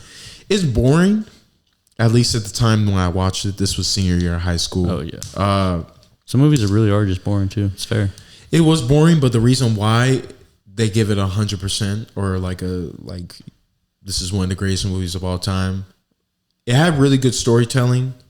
It was just made in the 20s and the 30s. Yeah. By Orson Welles. Shout out to Orson Welles. Gang. Yes. Orson. Yeah, big Orson. My boy. But yeah, so a little story about Orson Welles that shout out to Mr. Leffridge.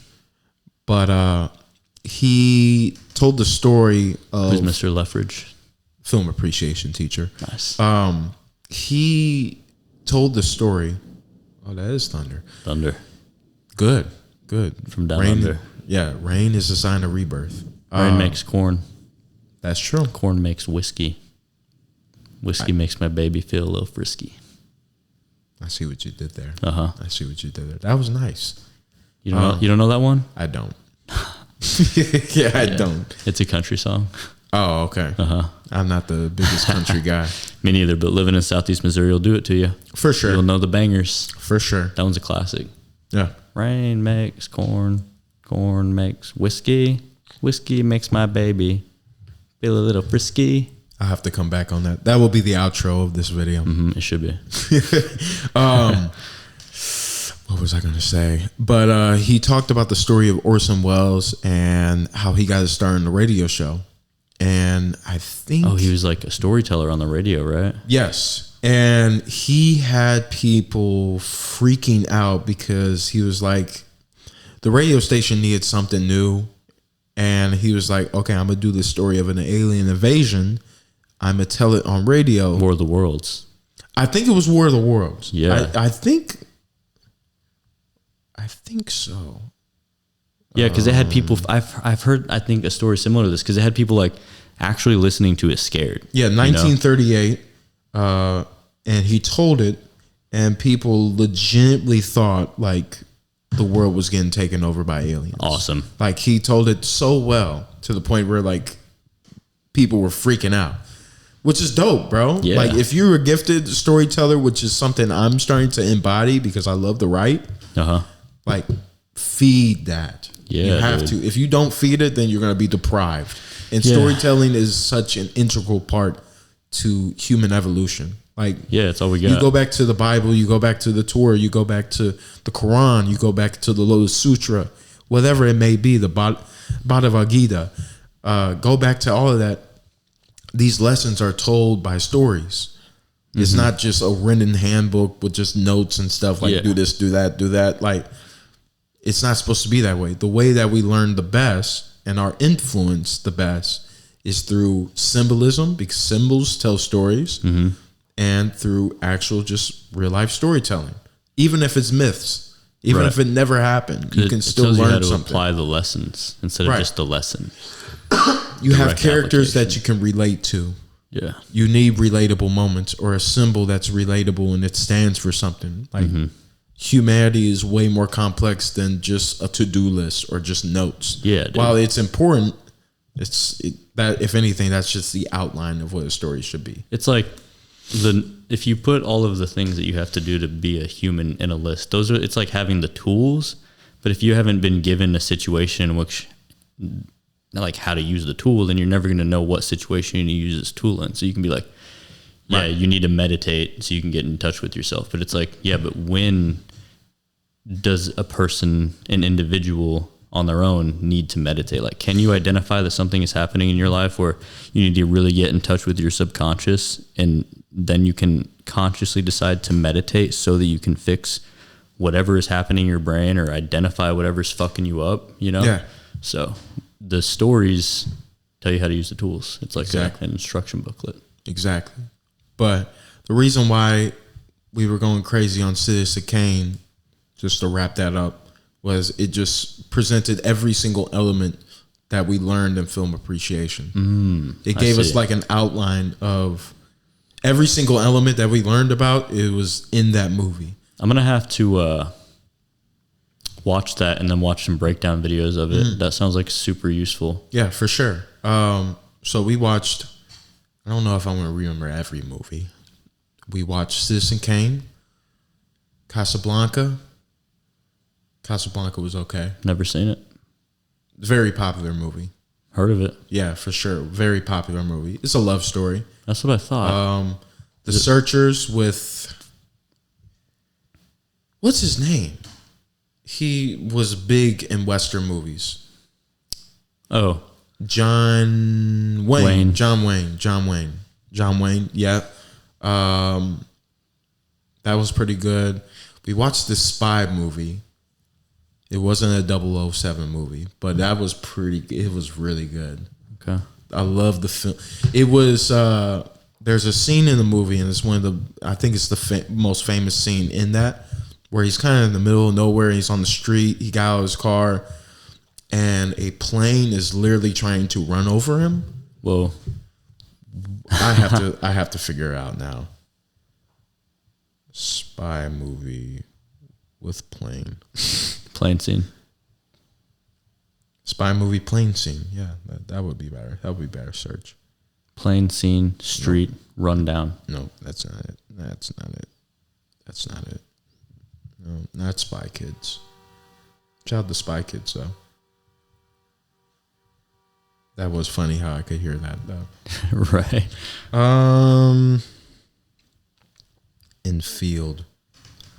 So other movies, there's that movie we saw, Do the Right Thing. Do the Right Thing is one of my favorite movies of all time. I love Do the Right Thing. Shout out to I've never seen that one either.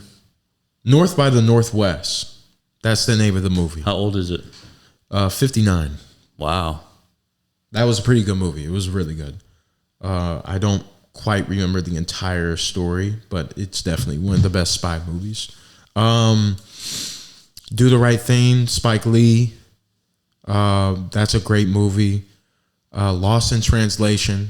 I think I've seen that one. Yeah, that's with Scarlett Johansson and Bill Murray. Bill Murray. Oh, yeah. Bill Murray has some classics. Yeah, in Japan. Mm-hmm. I think I've seen it. I think. Oh, that was the last movie that we watched. What else did we watch? We watched Doctor Strangelove. That's a great movie. I Haven't seen it. You never seen Doctor Strangelove? It's a Stanley Kubrick movie. It came out before 2001. I've been bad about catching up with old like classic movies. That movie is like is a comedy and it pokes fun at the Cold War pretty much. Okay. Yeah. It's pretty funny. I'm not gonna lie. I definitely highly recommend that movie. What else did we watch?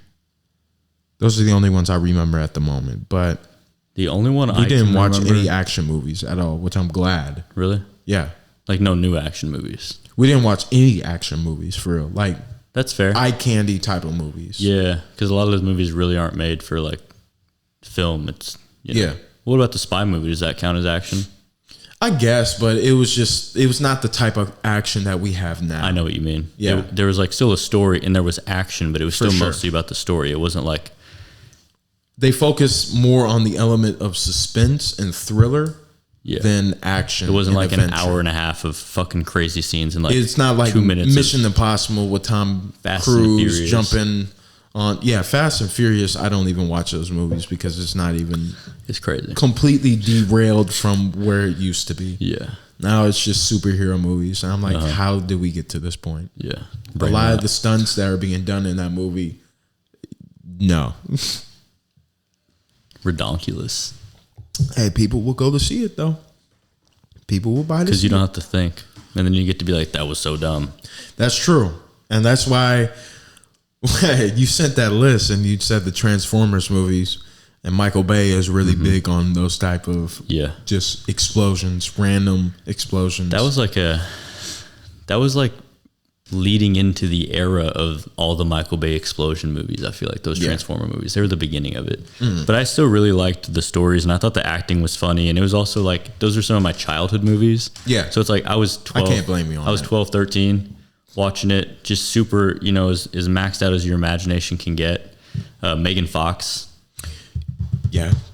For sure. She's there. For sure. And the dialogue in some of those was really funny, man. They had some really witty jokes in those that I still quote sometimes. Same with Wiki. He says, this is my place of zen and peace whenever his mom catches him beating it. She's like, I'll call it Sam's my special alone time. I remember my place of zen and peace. I say that shit all the time. I remember my dad and my brothers and I went to see a movie. I forgot the name. I forgot the movie that we were watching, but the trailer for Transformers came out, and Transformers was like a childhood thing for my dad. That shit came out in like 2008. Isn't that crazy? Yeah, but like the cartoon came out in the 80s. Oh yeah, and my dad was like middle school, early high school, and he used to watch that. And I remember in the trailer, like him and 4 other people stood up like cheering, like yes, That's awesome, dude. Like kind of how we freak out, well, at least used to freak out in Marvel movies. Like whenever that trailer would come out, and like finally, I remember the Infinity War trailer when that first came out. I'm like, yes, Infinity War, in my opinion, is the best Marvel movie. Really, in the MCU at least, for sure. Because it was just the build up and like how it ended as well. The action was great. The use of the Infinity Gauntlet was great. Thanos was just spectacular.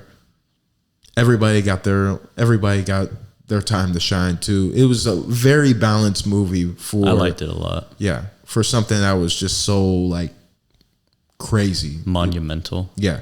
Yeah. And I mean, Endgame you can say was bigger than that, but I like Infinity War better, in my opinion. Yeah. I agree. Endgame had a better like storyline, I guess you would say, because they lost and they had to figure out how to do all that. And 5 years passed too, so it's like that was interesting. Still solid, and they had to tie it up, but Infinity War was crazy. Yeah, crazy. Yeah, but a lot more fan service in Endgame. Yeah, tying it all up and with Captain America with the hammer. That shit was dope. Making people cry and shit in the theater. I cried a little bit. My buddy, I went and watched Endgame and he fucking bawled, bro. I saw that like 7 times in theaters. That's crazy. I'm like, bro, It's a 3-hour movie. That's 21 hours of my life in 2019 went to Endgame. In theaters, at least. Yeah, no, that's a lot. At least in theaters. Like I probably have seen it once or twice. Yeah. That's it. It's pretty good. Not bad. Still good. Yeah. It's a very long movie. It is, dude. That's what gets me. That's what stops me from rewatching those so frequently. It's like, damn, you're there. Yeah. You're in there. You could probably turn both of those last 2 movies into 4 movies, you know? Oh, yeah, for sure. Like that's a 5.5 hour film. Yeah. Yeah. Cut it up. You have to spend different days watching it. For sure. I think the only thing that I'm a big comic book guy too. Like I love that superhero lore. So that's what really grasped me into it. And like the way that they were able to tell it so well, it was like I loved it. But ever since Endgame and like some of the Disney Plus movies, Disney Plus shows, I was just like, okay, I'm getting a little too old for the eye candy. And also they were changing the format and they were trying to do too much woke stuff. They're doing a lot of shit, dude. And it's and it was just like, yeah, no, I'm not with it. But my favorite, did you read comic books? Did you read them? I read them sometimes, yeah. Okay. I never read them. To them. But my dad was a comic book nerd whenever it wasn't cool to be a comic book nerd. So growing up, my favorites are all of the popular ones. So Batman, Superman, Spider-Man, and the Batman comics are great. Really? Great. And the X-Men are sick too. X-Men comics I heard so are those are all phenomenal. my favorite like groups of superheroes. I know some are DC, some are Marvel, but I'm pretty vanilla when it comes to my favorites. But that shit gets me hyped up. Anytime there's a Batman movie or a Superman movie and I hear their soundtrack, I just get chills, dude. I was watching a clip from the Batman movie from 2022. Yeah, with Twilight guy. Yeah, Robert Pattinson. Yeah. And it was, did you see the movie? Yeah, every time I try to watch it, I'm like hella tired and I don't really remember what happens. The bomb scene was like incredible. During the funeral. Yeah, I must have fallen asleep because I don't remember it at all. You have to watch that scene. I need to rewatch it. Bro, that very well put together. Like, from what I've heard, that film was very good. I've tried to watch it a couple times, but I always do this shit like right after I get off work, and then I just fall asleep because I'm fucking drained. It was like half and half. Like some people liked it, some people didn't. But I think it's the truest Batman film that you're ever going to watch. I've heard that from multiple people because it's like it's very suspense. It's fucked up in some ways. It's it focused mostly on Batman and like his growth, and it's very like. The inner workings that whole of the tone, bat. yeah, that whole tone is just focused on Batman and the relationship between Batman and Bruce Wayne and being a vigilante, and then the Riddler was told very well compared to the Jim Carrey Riddler, like a lot more like it made more sense. It was a lot less goofy, and it was intended for a certain audience. Those movies are still classic, though. I don't care what anyone says. Those movies from the 90s, bro. They're all right. Oh, man. They're nostalgic. It's a nostalgia dump for me if I put it on. I just feel like the original Batman I like. With who? With Michael Keaton and Jack Nicholson. I just love Jack Nicholson now. I think Jack Nicholson is one of those actors that is the epitome of like going in and doing their job. Yeah, like he like sells me. He's the one that sells me every single time in his performance. It's like, okay, I don't think this is an actor. I think like he's legitimately like this movie is real. Like this is happening right now. Yeah, like he is that guy. Yeah, he like just is him. The Shining, like he was locked in. But that's part of Stanley Kubrick as well, doing 100 takes. Yeah, you were telling me about to that. make him mad intentionally. Yeah, for him to bring out the best in his character. To get the energy. Yeah, yeah. We talked about the one that flew over the cuckoo's nest as well. That's a great movie. Never seen that one. That's another movie that I watched in Film Appreciation. That was probably the movie where I was like, that and Do the Right Thing, where I was like, yeah, this movie is great. I had a lot of fun watching that movie. Well, I feel like it's easy to feel like that in film class because they show you exactly what to like about it, and you're like, oh yeah, and then you're like, oh yeah, that is really cool. So it's some of your first like foray into really appreciating film. Yeah. It's very cool. I can't remember any of the movies that we watched in my film class except for the Grand Budapest Hotel. That I have not seen any of Wes Anderson's movies. He's great, man. Besides, what's the one with the fox? Fantastic Mr. Fox? Yeah, I seen that. I saw part of it. That was pretty entertaining. I did enjoy that. I wasn't in the right mind. I have to be in a certain mindset to watch certain movies. Whenever I went to watch that one, I wasn't geared towards it, so I just couldn't watch it. It was either on a school trip or a summer camp trip when I was being a counselor when I saw that movie. I enjoyed it. I've seen part of it so far, but it wasn't clicking completely, or I was distracted. Who knows? Sometimes I put shit on, I'm just distracted. The only scene I've seen from the Grand Budapest Hotel was when William Dafoe punched 3 people in the face. I forgot he was in that movie. I'm telling you, I don't remember watching shit. I just remember how it makes me feel. I gotta watch that movie, bro, for sure. It's very good, man. I gotta see that movie. And the way that Wes Anderson sets up scenes is very cool. It's very cool. Actually, wait, I might be Oh no, never mind. I was gonna say the last movie that I saw in theaters was No Way Home, but Doctor Strange came out after that. Oh yeah. No Way Home was a great theater experience.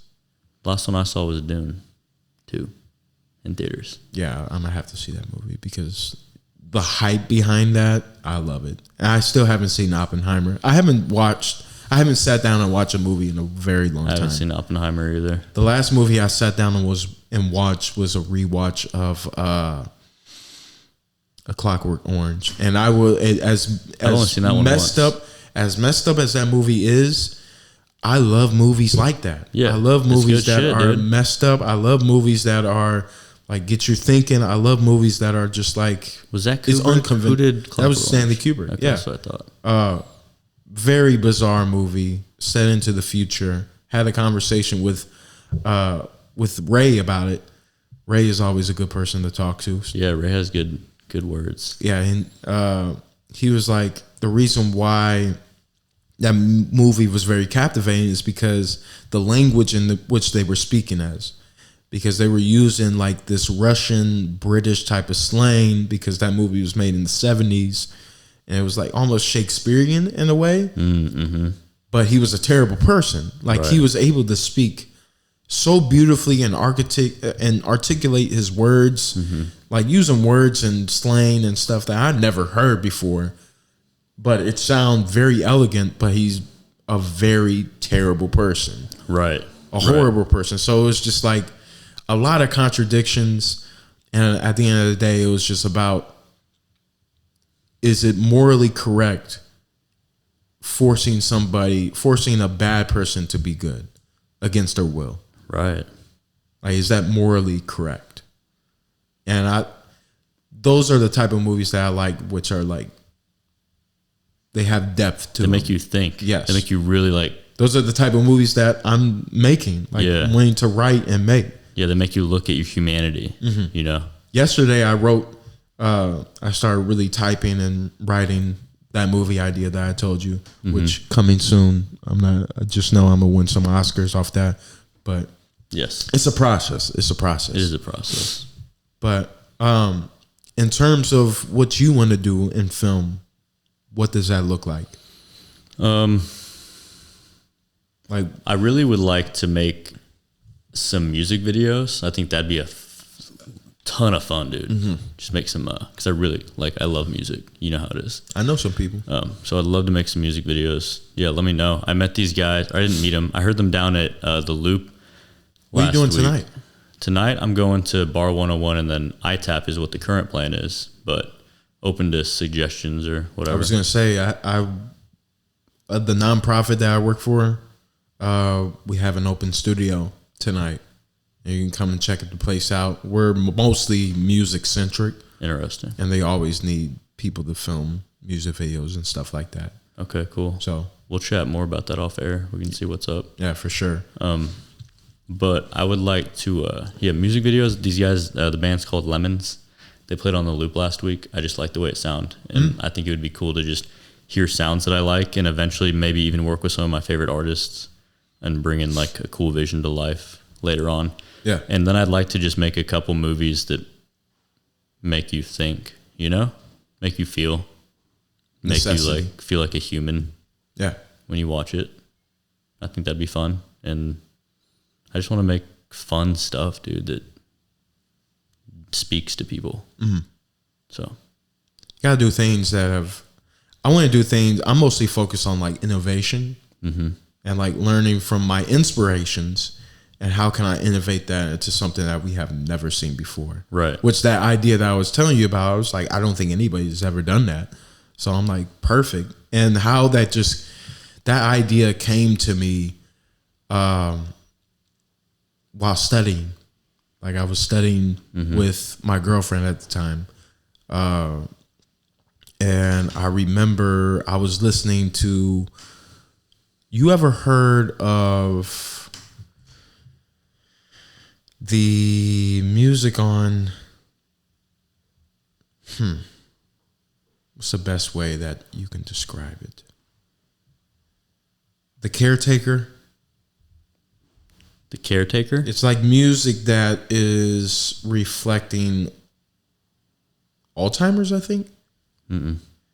Yeah, the Caretaker and Empty Bliss Beyond This World, or the Caretaker Everywhere at the End of Time, stuff like that. So it's very eerie, not even suspenseful. It's just like eerie type of music. Okay, I got a song like that that you could probably tell you and be like, "Yep, that's it." Yeah, you probably might have heard this. You probably might have heard this song in particular. Oh, do I have it? Oh, it's not even connected yet. Let me connect it. Hey, I'm gonna go. Can I go take a piss real quick? Go have fun. Hi, welcome back.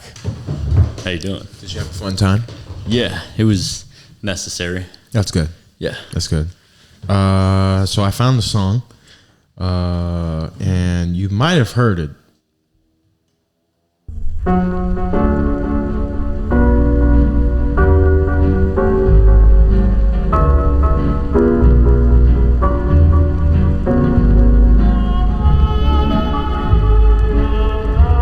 Sounds familiar. That's the whole point. Right. That's the whole point of that type of music is like, it sounds familiar, but you can't put your finger on it because it's Alzheimer's or dementia. Sorry, not Alzheimer's, dementia. It's like, you've seen The Notebook, how she remembers and she doesn't. That's pretty much what this music is. It's like, I remember this, but I can't put my finger on it. Nice. And throughout the album, it just gets like deeper stages of dementia, pretty much. Interesting. Yeah. So I found that and I was listening to it. And while listening to that, like I just had the idea that I had for film. And it's just like, when it comes to creating, you have to allow yourself to be in a perfect position to create that. You have to allow yourself to be in that position to be a vessel in a way, be a terminal. You know, a lot of the people that I look up to in terms of like Michael Jackson said it, Quincy Jones said it, Prince has said it, even Ye and Kendrick has said it. Even though this is music terms, still same thing applies. Is that I don't try to create the music. I let the music or whatever I'm trying to, whatever creativity flow through me as a vessel. You know, it just comes from somewhere else and it's working through me for me to put it on the paper or put it on the screen or, you know, on record or whatever it may be. The flow state, dude. Yeah. That's what it is. Yeah, I'm very blessed. And I had my second episode of my podcast, I had Maliki on, and he told me the idea of Ground the Hoops came to him on a walk. So it's like, you can't control or dictate creativity. You have to be at mercy of it. Right.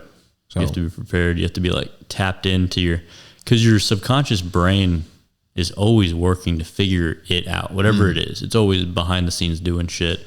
When you go to sleep is when your brain like defragments all the information you got from the day. That's why a lot of times if you do something one day like some brand new skill that you're trying to do, and like maybe you had some beginner's luck, but you really mostly sucked. Usually the next day you come back and you're fucking almost on point with it. You know what I mean? Yeah. Because your brain did all that work for you in the background. I saw this video once recently where this guy was like, your brain is always doing stuff in the background, like your subconscious, essentially what I just said. And he was he was like, if you want to start to really treat your brain correctly and encourage it to continue to solve problems for you subconsciously, like you can, next time that you have a problem and you're trying to work through it and you just can't think of an answer, so you take a couple of days, you sleep on it, and then finally an answer just comes to you one day when you're on a walk, and you realize that the answer has come to you and you know what direction you're going to go now. You should say thank you to your brain. And the dude, like, even if you just practice, like, if you say thank you to your brain right now, like, thanks brain for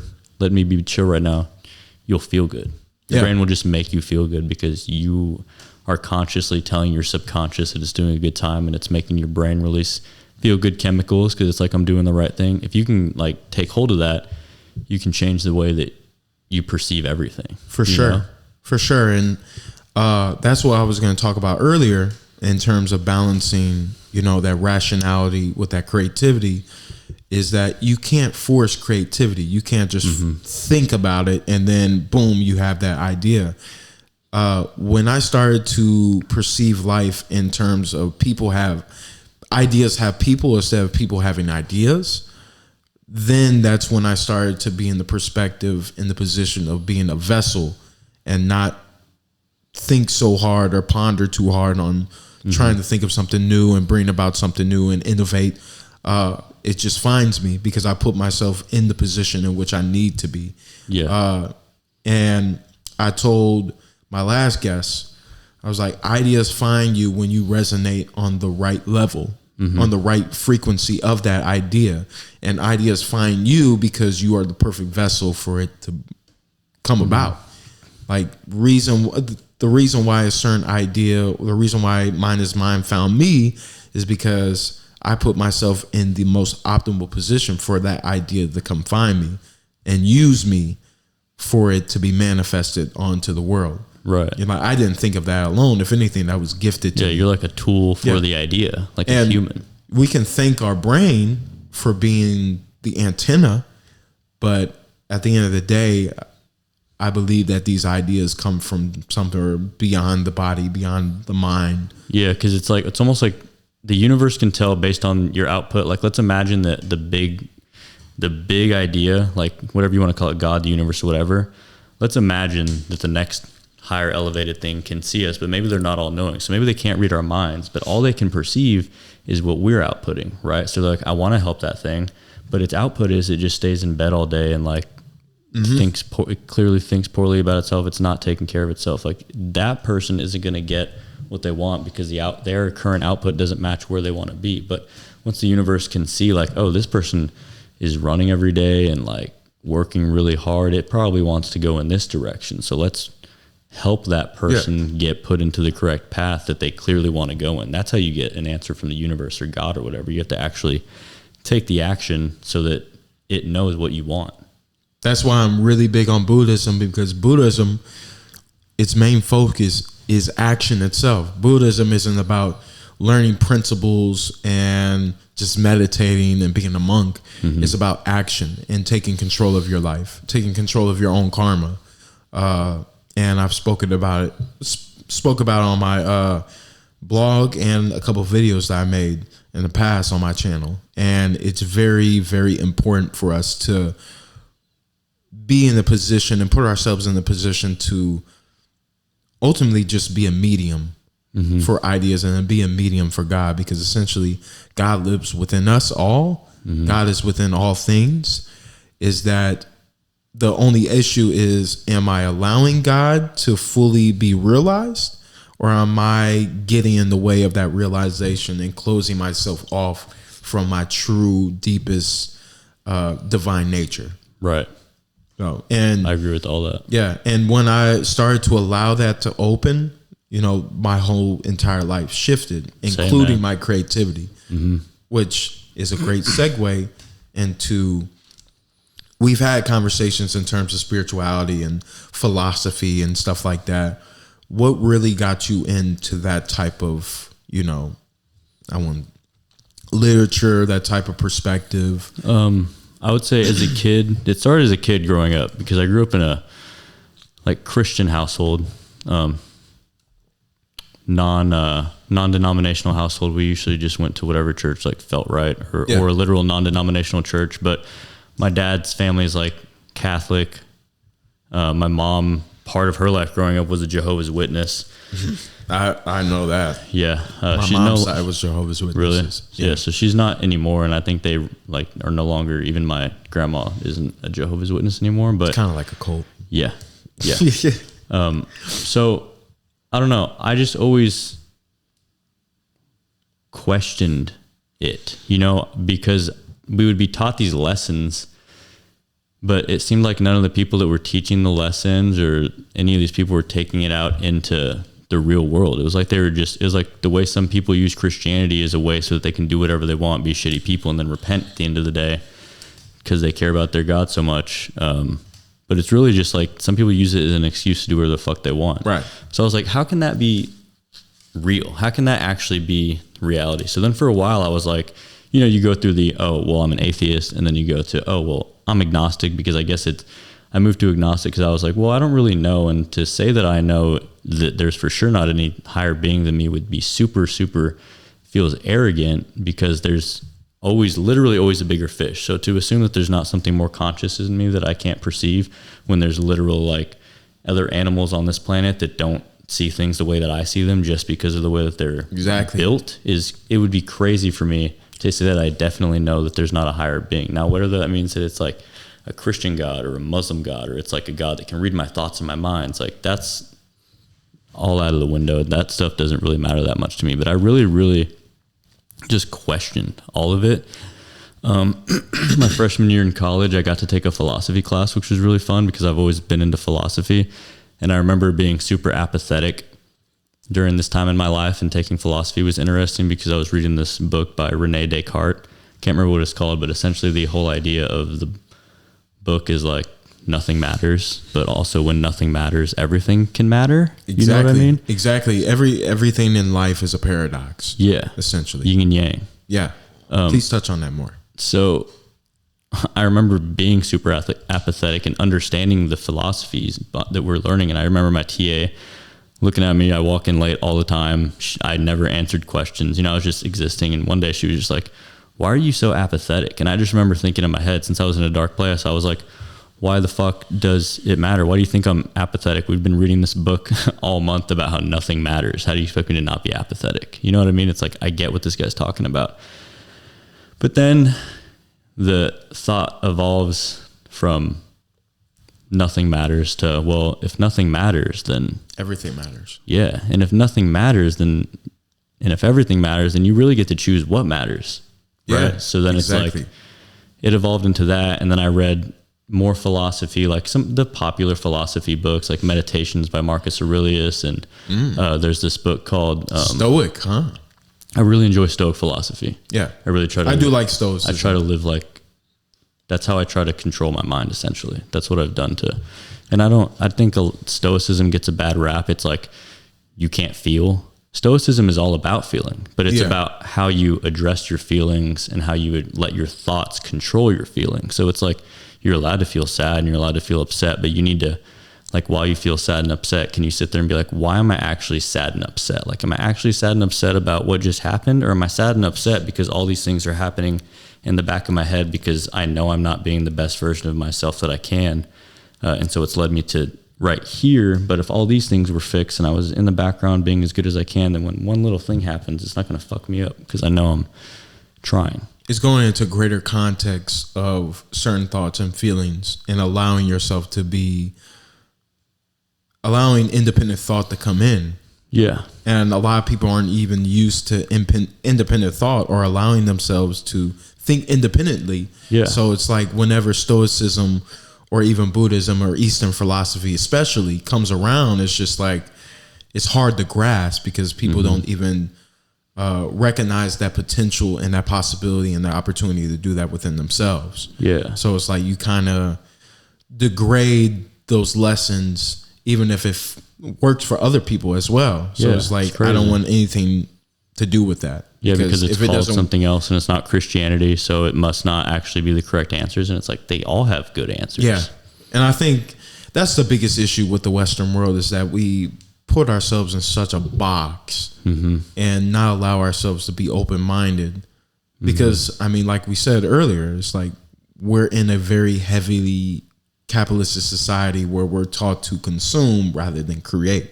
And if we're always consuming, then it's hard for us to form any type of independent thought, because it's like I'm used to just consuming what's right in front of me and what other people want me to buy and what other people want me to be a part of. And what I've been told makes my life special and important. Like, yeah. Right. And I talked about that in my blog as well. It's like, if you don't have independent thought and know yourself and allow yourself to be God realized and continue to think that God is separate, you're going to be living in the wills of other people and what they want you to be, rather than stepping into your own willpower and creating and manifesting the life that you truly desire and that you truly love. And like, as long as I'm a consumer and listening to other people's wills and what they want me to do, I'm only going to be stuck in my sacral chakra, which is desire, and just searching for instant pleasures and answers that you're never going to get, because you're not looking in places where you're going to find answers. Right. Or even build the life that I'm wanting to. I'm just desiring it. Yeah. And desire is, back to Buddhism, the root of suffering. Well, so you want to hear, and this goes back to like manifestation and stuff, which some people will say is like a crock of shit, which it is if you're not taking action. But if you take action, then manifestation is some of the realest shit that I have myself experienced over the last couple of things. And it's insane what you can actually make your reality, dude. I came from that too, where it was like, oh, if I write this down, or if I just think this way, or I just not even feel, just like write it down, think, and just let it go and not do anything at all, then you're only doing one half of the battle. Yeah, dude. Yeah, it is very important for you to write that down and have those goals and, you know, think that and actualize that, as Kanye West would say. But it's another thing to let go of how that outcome will reach you, how they will all play out, and just do your part. Focus on the step. Yeah. The step that do you're your on. part, which means what actions need to be taking place today, do that. No matter if it's working hard till you go to sleep or it's just a rest day. That's exactly it, doing dude. Nothing. You don't have to work 1,000% every single day. You just have to do what is right. What's necessary. Yeah, what's necessary. I'm on a rest week from the gym right now because I felt like I needed to realign everything in my life. There's a lot going on right now. There's a lot more being asked of me. I'm trying to like really push myself. So I was like, you know what? I'm working out for 3 or 4 months straight. I can have a maintenance week where I just do some recovery. And honestly, I'm probably going to come back stronger because that's just how the human body works. For sure. You know? So forcing myself to do that, it's been really good. I'm ready to like hit it hard next week, like everything, like filmmaking, editing for that brand, lifting weights. Like it's going to be really nice to get back into it. I'm excited. I'm excited for you. Appreciate it. Yeah, bro. And back to consumerism in a capitalist society is just, we really don't focus on the emphasis of rest either. Yeah, man. Like we're always on the go, buy, consume, do. And if we're stuck in doing and always wanting to have stuff, it's hard to focus on our state of being, which our state of being is the utmost important thing in our lives, because my state of being correlates with what I do, my actions, and my actions correlate to what I have in my life, which is the manifestation of those actions. Right. But I can't expect to have the things that I want if I'm not doing the right action, because I'm in a shitty state of being. Because that's how the world works. We're like cells of this universe, you know what I mean? And cells have to do certain actions so that the rest of the body gets to live. And we're no different than that. You know what I mean? Yeah. Take a ripski. Take 2 if you want. Take 3 if you want. That's it, though. Draw the line at 3. I'm just kidding. But yeah, man, we're just, if our gears aren't turning, then nothing's going to happen. We are a piece of a machine that we can't even begin to imagine. You know what I mean? Like machine is just a word, but I do want to point out that it's interesting, like even being able to have a conversation like this, some people you really can't do it because they don't have, like your mind has to truly be open, right? So like, yes, the way that you refer to God, as soon as you say that to some people, they're going to be like, oh, well, God's not real. You know what I mean? Like they'll just He's say either a man in the sky or it's not God, real. Yeah, God's not real. And it's like, well, what you refer to as God is something that I refer to, I believe, is like the universe. You know what I mean? But we're talking about the same thing. It's just that the words, we don't have the correct word. Man, when I say God is within me to like a diehard Christian or a diehard monotheistic person, oh man, I'm scrutinized. Like, dude, I love to tell people, they'll be like, thank God. And I'll be like, I am God. And it's like, I don't mean it to be like, I'm a God, but it's like, if God sent out like a billion fingertips all over to experience what it's like to be a human on the earth, if I'm a part of it, then I am it. You know what I mean? Exactly. And I don't mean I'm a fucking God and I can change the weather or like, It's not an arrogance thing, but if you're a part of it, then like you're a part of it. If I'm made in the image of God, I'm just God having a human experience. That's all I am. I'm not God in its totality. I can't fathom that. The creation cannot fathom the creator, but the creator knows everything about the creation. Yeah. It's like a cell trying to understand my consciousness. Exactly. It's not possible. And that goes back to the paradox where it's nothing's real, but everything is real. Nothing matters, but everything matters. Nothing matters because it's literally just an experiment. Yeah. It's a hologram. Yeah. But at the same time, you live within this hologram and you are conscious that you are the one that made this hologram, just experiencing the hologram. So you can make the purpose of this hologram and your being within it whatever you want. Yeah. It's completely an open book. But also, no matter what you do, everything has already been written. Right. Because time is just stacked on top of each other. It's not here, here, here. It's all happening here. all at the same time. It's all happening. Here. Like your childhood self is still existing. You know what I mean? Like with you. That's why if you accept that fact that all of time is happening at the same time, then you can essentially talk to the future and the past. You know what I'm saying? Essentially. Like if you make... Because it all lives here. If you make decisions for future you, you're making them currently for future you. But then whenever your future you, that was past you making that decision for future you, and you can literally be like, thank you. You can literally say thank you to past you, and past you was like, yeah, of course I did that for you. You know what I mean? So you literally... My bad. No, go ahead. I'm just saying, like, you literally like can speak to yourself in the future and the past. You can. What do you think shadow work is? What do you think therapy sessions are? What do you think diving into trauma is? If anything, you're having a conversation with memory. Yeah. You're having a conversation with what's been in your subconscious, which is still you, is just an unresolved part of you. It's the past, unresolved, that you're going back to resolve it and piece it together. But essentially, you're living in the here and now. That's how it heals it. It's not going to be the future or, like I said, that the reverse way of being, doing, and having. It's not, well, I need this first, and then I'll be able to do this, and then I'll be able to be this. It's like, no. Your being lives here and now. You can take care of that. The action, and especially the having, is in the future some way.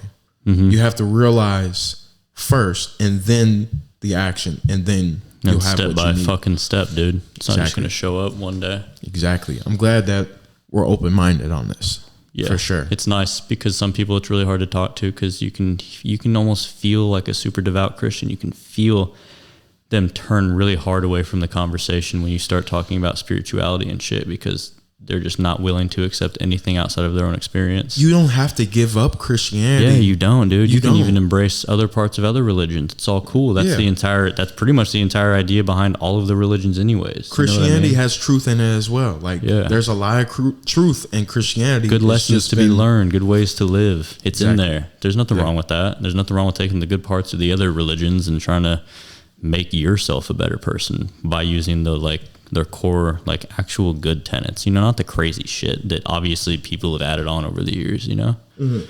Like, let's think for ourselves a little bit, pick out the good parts, cut the fat, and like live based on those ideas. This is true, and this is facts. You, sir, are speaking facts right now, and I appreciate that. I appreciate you. Yes, sir. I appreciate you as well. But I mean, that's pretty much all that I had, honestly. It was a good chat, dude. That was a great chat. We're gonna have to link up, do this again soon. Hopefully, I'll have my setup soon, and we can. I think I'm setting up my living room as the podcasting room. Bet. Yeah, this is the living room. We had it in the small room over there, but it got too claustrophobic. So open it up. It's a good vibe, dude. Yes, sir. What podcast number is this going to be? This is episode number 6. Okay. That was 5. Since you're a man of business as well, you have your own stuff going on, how will we be able to reach you? See your work. And see what you do, because you first of all, your last work on the vlog that you did in the Smoky Mountains. You like it? Yeah, I like it. It was a little, it was nothing crazy, obviously, but it was fun. It was supposed to be fun. I was like, let me just take a bunch of clips and I'll toss them together and we'll see what we make. So thank you. I appreciate that. Yeah, my handle on everything, Instagram, TikTok, not super active on TikTok. They always mute my videos. I don't know how to get around that. Bro, I do not know how to get around it. I need to figure that out. Twitter, I use it sometimes. Probably use it more. YouTube. The handle is @Bob Saget's Burner. Got you. Spelled like Bob Saget.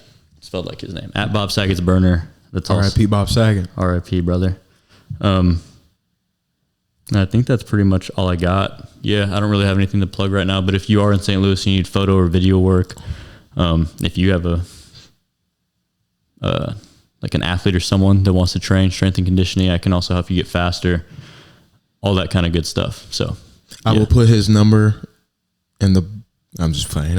He'll put my number, my home address, Social Security. Yeah, a copy of my key. It'll all be. If anything, if you just want to say the Social Security number right now, we can say it together. I'll tell you where I keep my safe and all my important information at too. Yeah. You have anything else, my man? That's all I got, guys. Be safe out there. Thanks for having me on. It was a great time, dude. Of course, man. To close it out, as always, Mine is Mine is a platform. I'm not even going to say a business anymore. It's a platform. It's a community to help transcend consciousness worldwide by knowledge and wisdom through many different lifestyles, many different ways of being, through different people, which I hope everybody learned something from Matt today in our conversation. I learned something from you. For sure. Yeah. And I definitely learned something from you as well. That's good shit. Mostly the rehab and also like the beginning of like your film wisdom and getting into that and what you look for. So it's interesting to talk about because you never really I don't know, think about the whole story all put together. But once you start thinking about how you got into stuff, it's like, oh, well, then there was this. Oh, but also there was this, like way back then. It's really interesting to look back now.